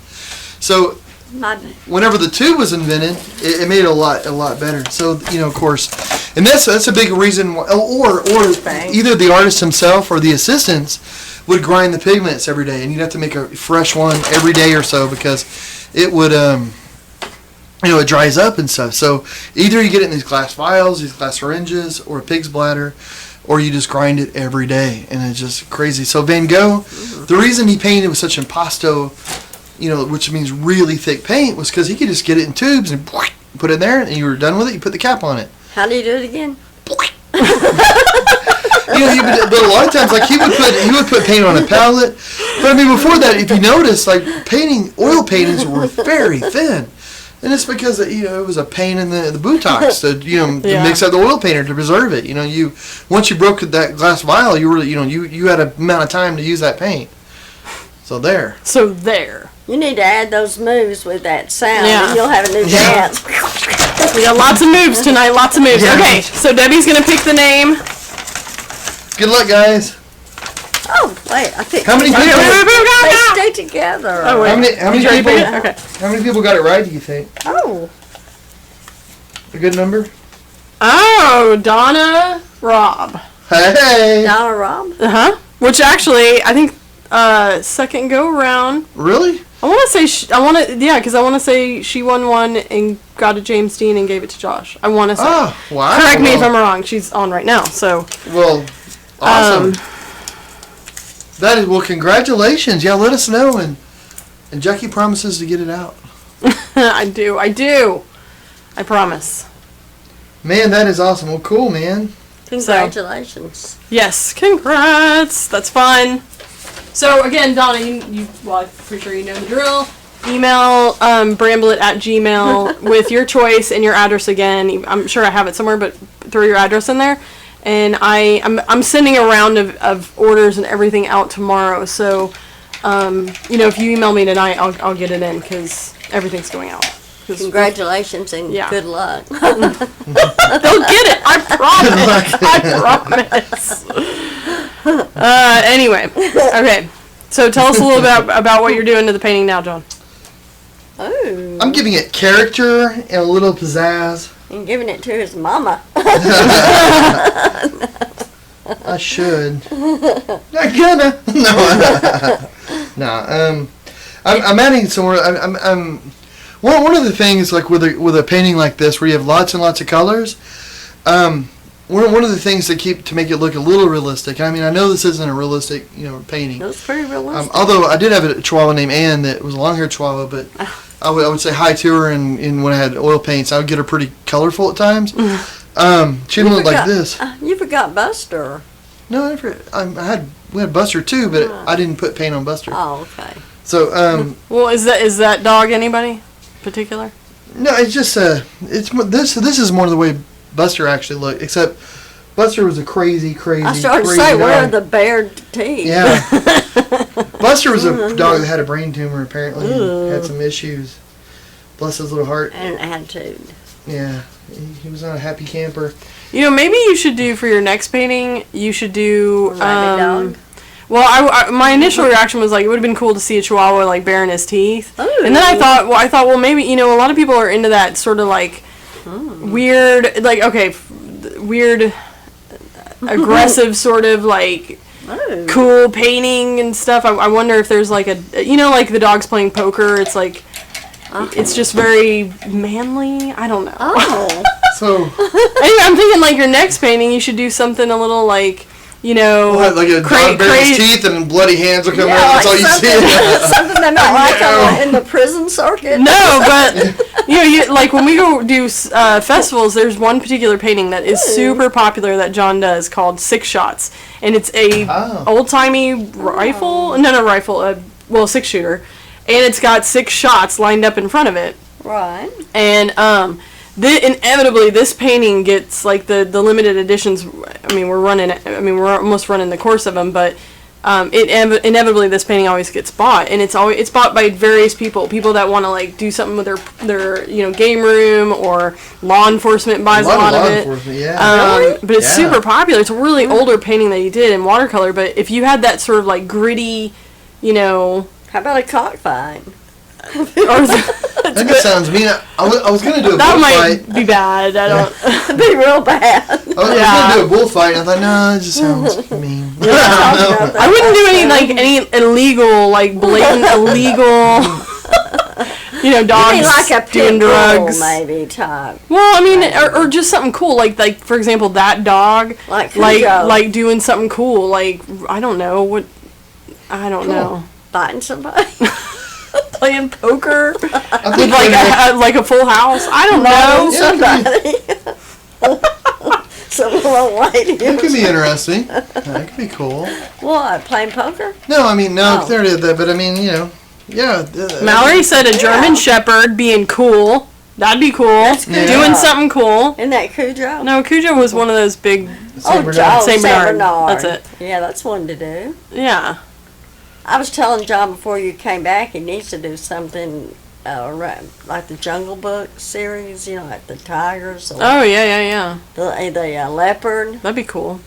Do some zoo animals. I would love to see like greens and yellows and reds and Yeah, that'd be Black cool. Panther stalking through the Yeah. Hey, boo-boo. with a chihuahua on its throat. Yeah, there you go. See, something weird. Yeah, I could write a song with it, something about necessities, but barely necessities, and like bare necessities. I don't know. There you go. What about art news? Oh gosh. What's on in the world today? I've got to know. All right, so let's do some art news, people. You better hide. Okay.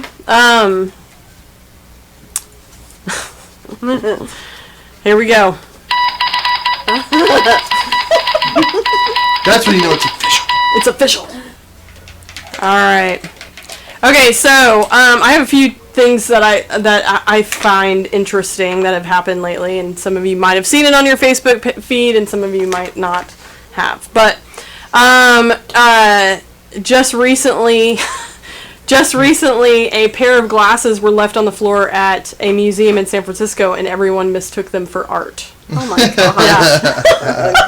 I find this hilarious. But it actually isn't a total like fluke. A 17-year-old named TJ Hayatan set a pair of glasses down and walked away to see if anybody would stare at them. How smart. And I mean, apparently this kid was walking through the museum and was like, all this stuff is nothing was surprising him or whatever, so he thought, I'll lay some glasses down and sit back and watch. How And smart is as you can he? tell by the photos, some people thought this was fascinating, and the teen tweeted the moment, and it's already attracted over 45,000 retweets, and ironically making the whole event a modern art thing anyway. Yeah. So That's true. What is art? When does art start? well, that's what I thought was That's funny funny. is in theory these people didn't mistake it for art.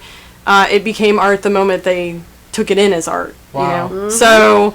That's deep, man.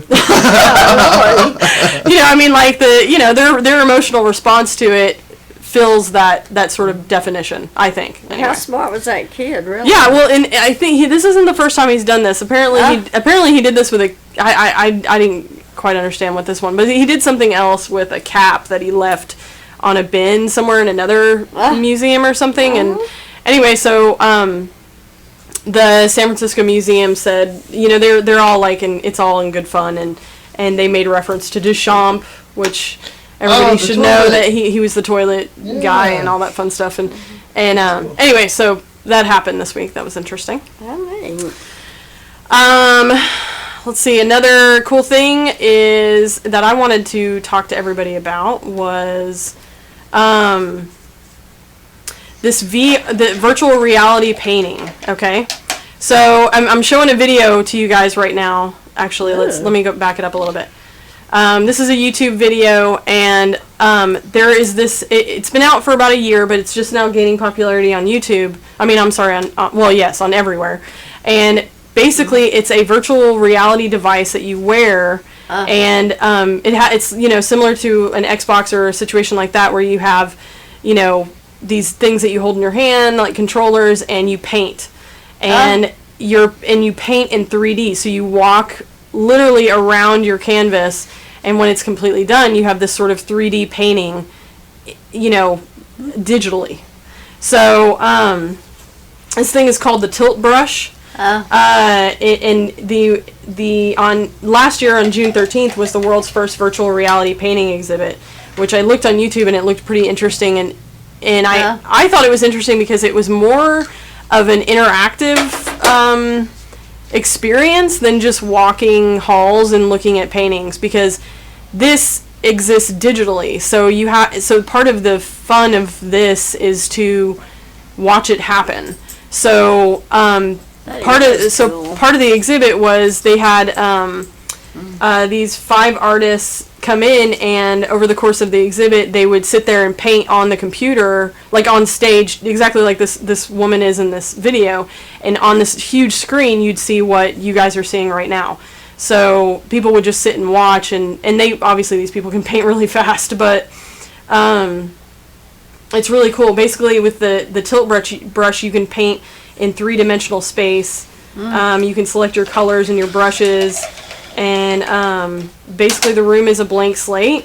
You can step around your canvas and just paint a completely 3-dimensional object. So I'll fast forward through this video just to give you an idea of what this object looks like when she's done.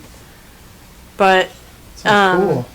Yeah, we've had a couple people on our Facebook tag us on stuff like this, because I think it would just be so cool to see what you would do with this, John. I mean, not that. I mean, like, what is? Well, what's silly about it is, like, you wouldn't look at it to see it, but the idea of painting in 3D and then us being able to see it, I think would be really cool. I wonder what it'd be like if they had a dancer, like they attached things to a dancer as a I don't know. That would be really cool. I know one of our friends that lives in Utah actually has one of these. Really? Yeah, his name's Jesse Gomez. Anyway, so if you're curious, yeah, he has one. I'm not surprised. Really, that guy's got. Yeah, he's got all the cool gadgets. Anyway, so that is virtual reality painting. It is becoming hot. Well, so It's a thing, people. it's a thing. how cool is that? Okay, and lastly, I just wanted to talk briefly about pop-up galleries, because it's not so much news as maybe informative, because I know that John and I are we're a little, we don't necessarily have a particular gallery that we're attached to, because there's a lot involved with partnering with a gallery, and a lot you have to compromise on, and all that sort of stuff. And we have in the past. We have in the past, but and we're showing in like 3 galleries now, but we're not permanent residents of galleries.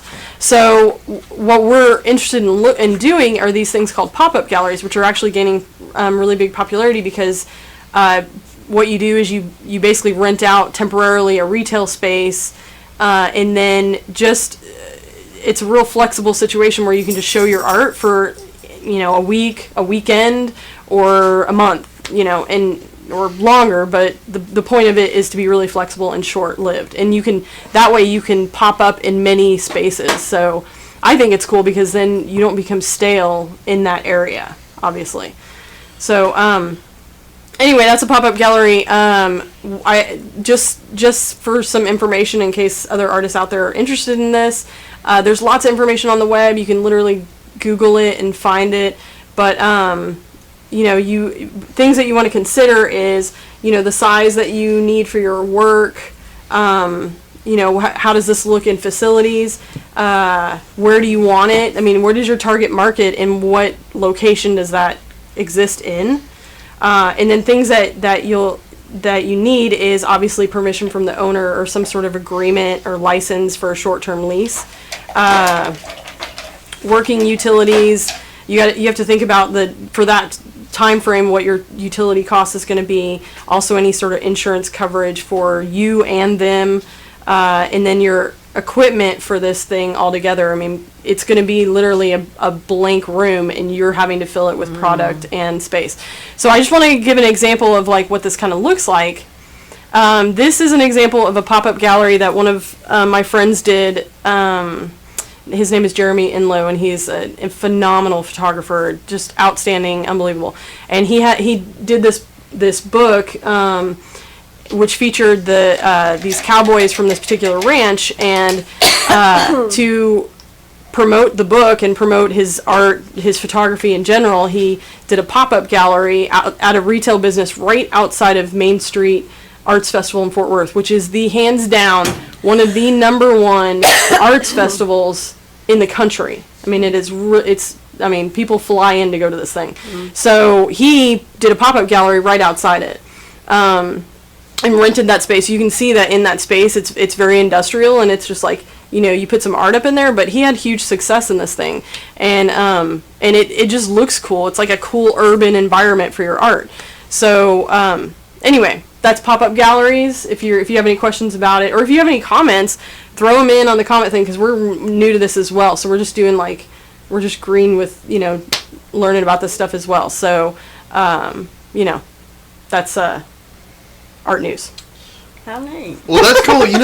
Whenever I was in Hot Springs for that thing, for that week, on the gallery night, we walked around, and one of the galleries that the people were most excited about going to was actually a pop-up gallery that was out there, and it was a group show of some African American artists that. It was called the African American something or something. I don't remember, but I got to talk to some of the artists. But it was like a city building.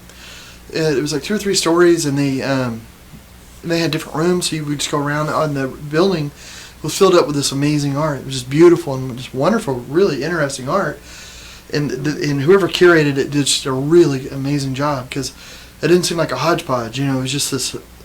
But the neat thing about it was that it was a pop-up show in this government building, but everybody going into the building, there was classrooms and all kinds of stuff, and it just made for a really interesting, cool building, and the art was always changing. Yeah. So instead of just being blank walls of what you'd expect, it really drove attention to the architecture, to the different places, and it was really cool. And I think like the whole concept of pop-up gallery is perfect for art, because I mean, you want a different every time. I mean, the purpose of art is to feel something different or to get a different experience. And if you're going to the same gallery, the architecture is the same. I mean, just the paintings change or the sculpture changes. Then, you're kind of used to that, and it can get stale. And I think like especially these urban environments or these places you wouldn't normally expect art, and all of a sudden you go to them. I think it's a really cool kind of concept that's getting hot right now.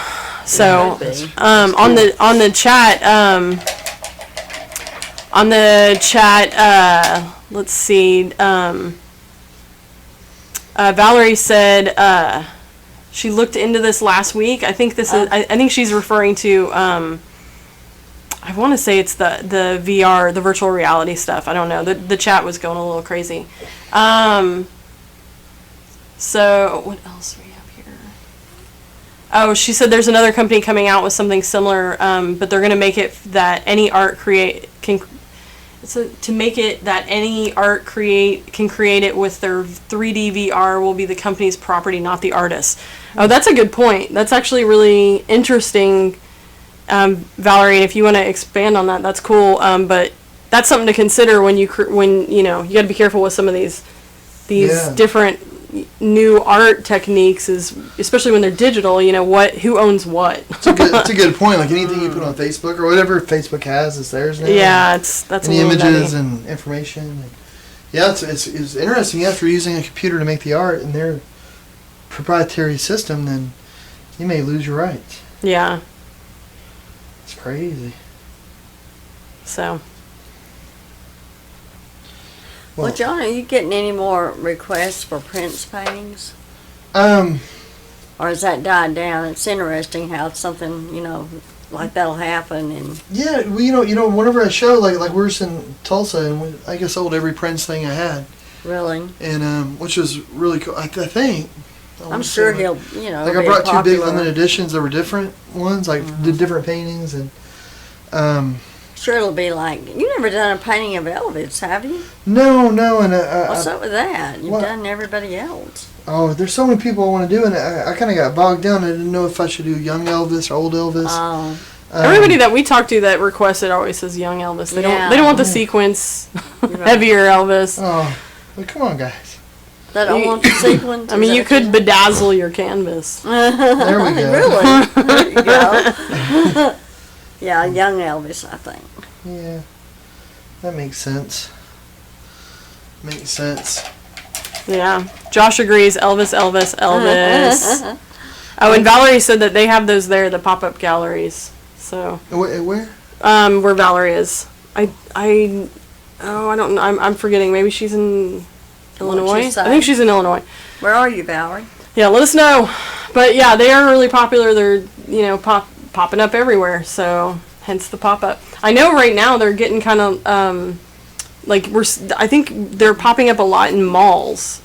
Yeah. And I mean, that's kind of interesting. Is like malls are dying out, but then these strips of galleries are coming in and Valerie's in Flagstaff. Oh, Flagstaff. That's right. Okay, yes. cool. Okay, thank you. And Josh said young and in his prime, but Elvis was always in his prime, wasn't he? Man, well, yeah, get that bloated Elvis in the. Well, yeah, but I mean. Yeah. Hubbada. He was prime. Man, working on this painting. So what do you have? Is it? What do you have left to do on this? And that camera froze for some reason, but. Which one did?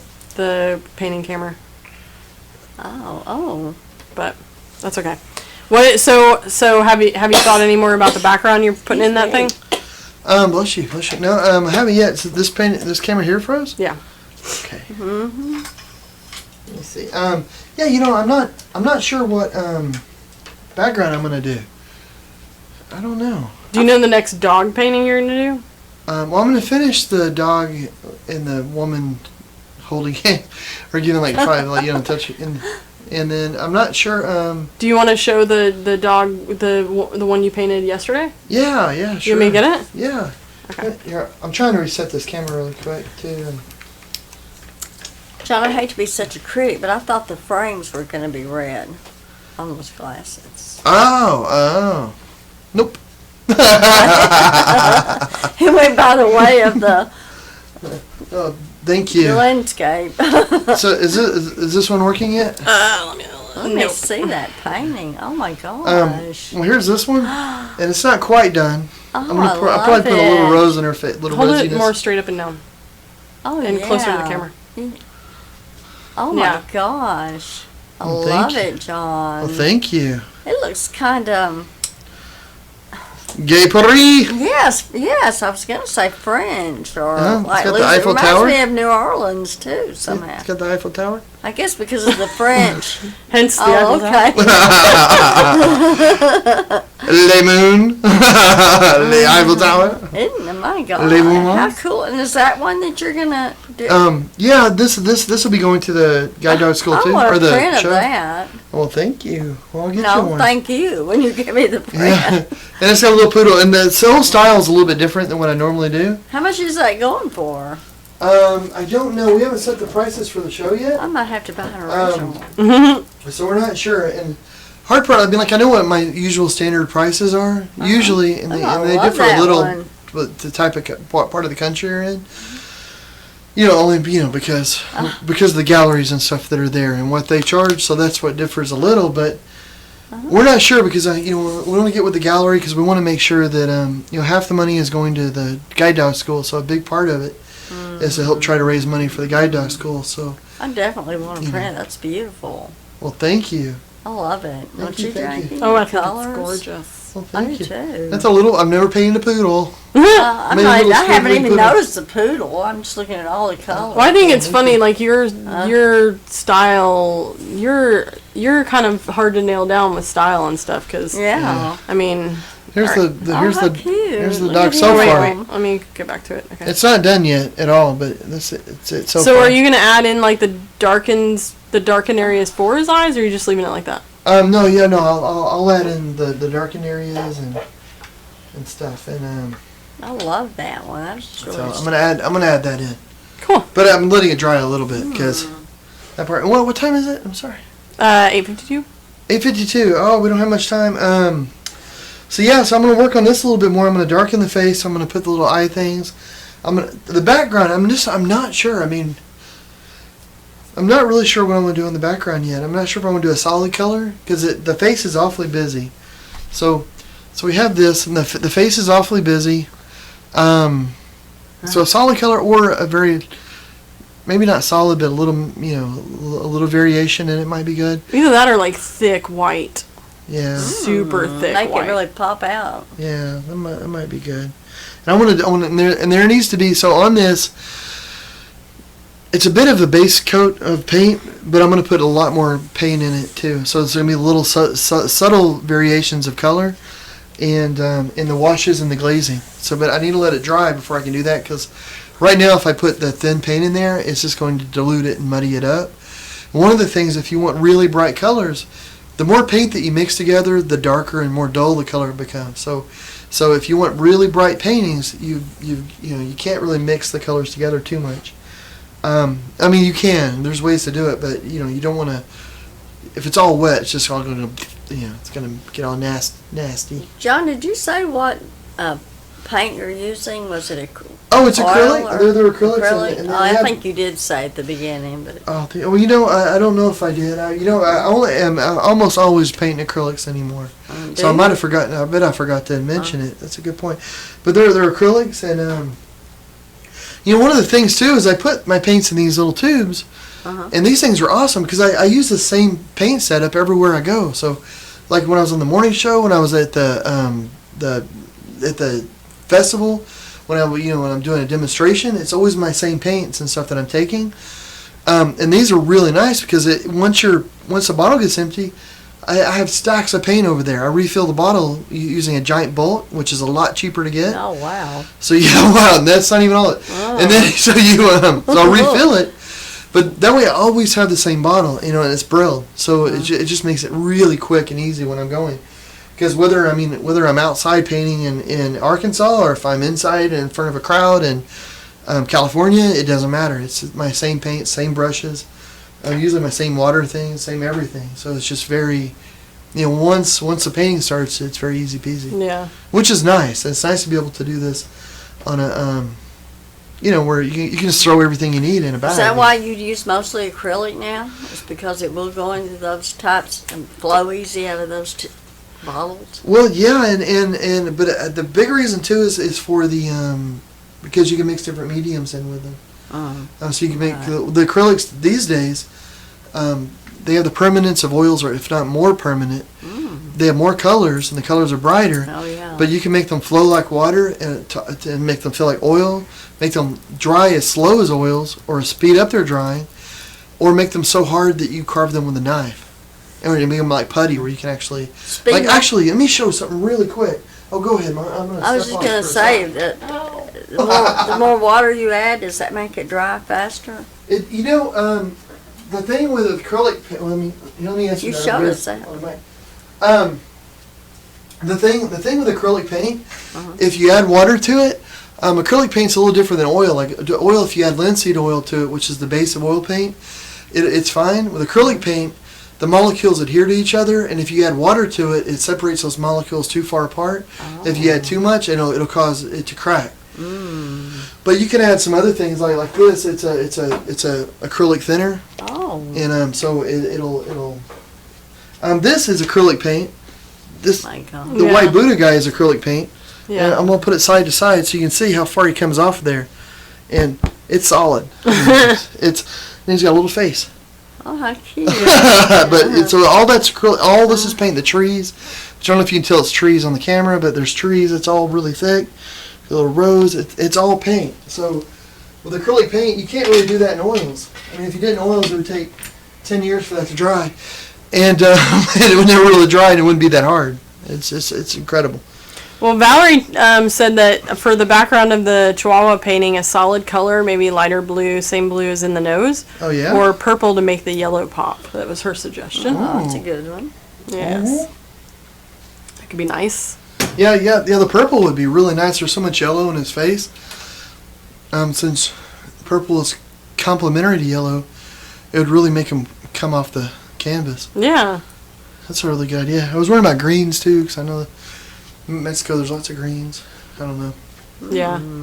Greens would really make the reds pop in the painting. There's a lot of red too. Yeah. Well, I don't know. is there anything else you want to add this week?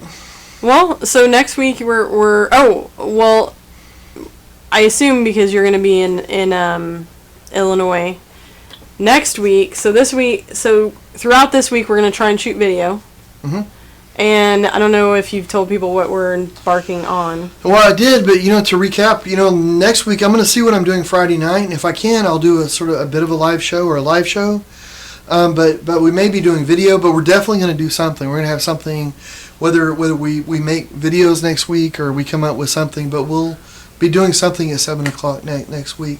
Yeah. I'm not sure if it'll be live or not. I know that I'm going to be in Chicago, and I'm not sure when I'm flying in. And Well, and the deal isn't so much that if we don't go live at 7 on Friday, then we will have shot video that will already be up by 7. yeah. Right. So, we may throw it up there in the afternoon on Friday or Thursday night Okay. before you go, Cool. I would assume. So, but some of the things that we're doing this week is we're going to go look at a bigger, car or like big van to haul the art around from festival to festival.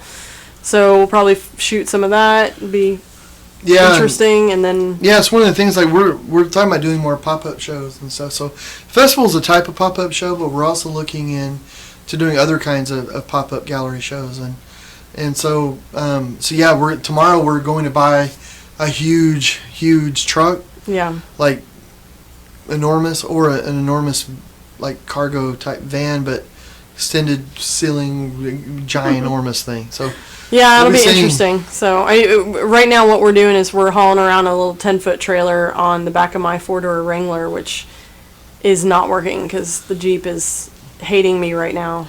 So I'm kind of hoping there's this one truck that has this huge bed on the back, and it's a king cab thing, so it has 4 seats. So Echo and Jack have their own big situation in the back, and it's all like perfectly safe. There's not some weird kind of shenanigans going on, where you're bolting chairs in there so you can get. But the box bed is up off the ground. It has this huge lift, and I'm wondering, it's electric lift to be able to lift it all. And I'm wondering if there's some way we could get the Star Wars like the Empire theme to play when it lowers, so as you're riding it down, it's like dun dun dun dun dun dun dun, just like that little scene where Darth Vader's coming out of the ship, and it's it's about to happen. Can we do that? Can we? we can see. All right, we're gonna see. Well, that's cool. Well, Valerie said she won't be here next Friday. It's First Friday Artwork, and they have a show. Ooh, well, congratulations! That sounds awesome. Yeah, so I'm curious, having read that. If Valerie, if you've got pictures and you want us to share or talk about it the Yeah. following week, That would be be awesome. cool. That would be so So- cool, man. It'd be great to hear about what happened and if you saw anything that you liked, you didn't like, if you experiences, all that Yeah. would be really cool to hear about. Yeah. So that's pretty much it. So thanks again for everybody tuning in and sticking with us, even though we're crazy and sporadic with dates.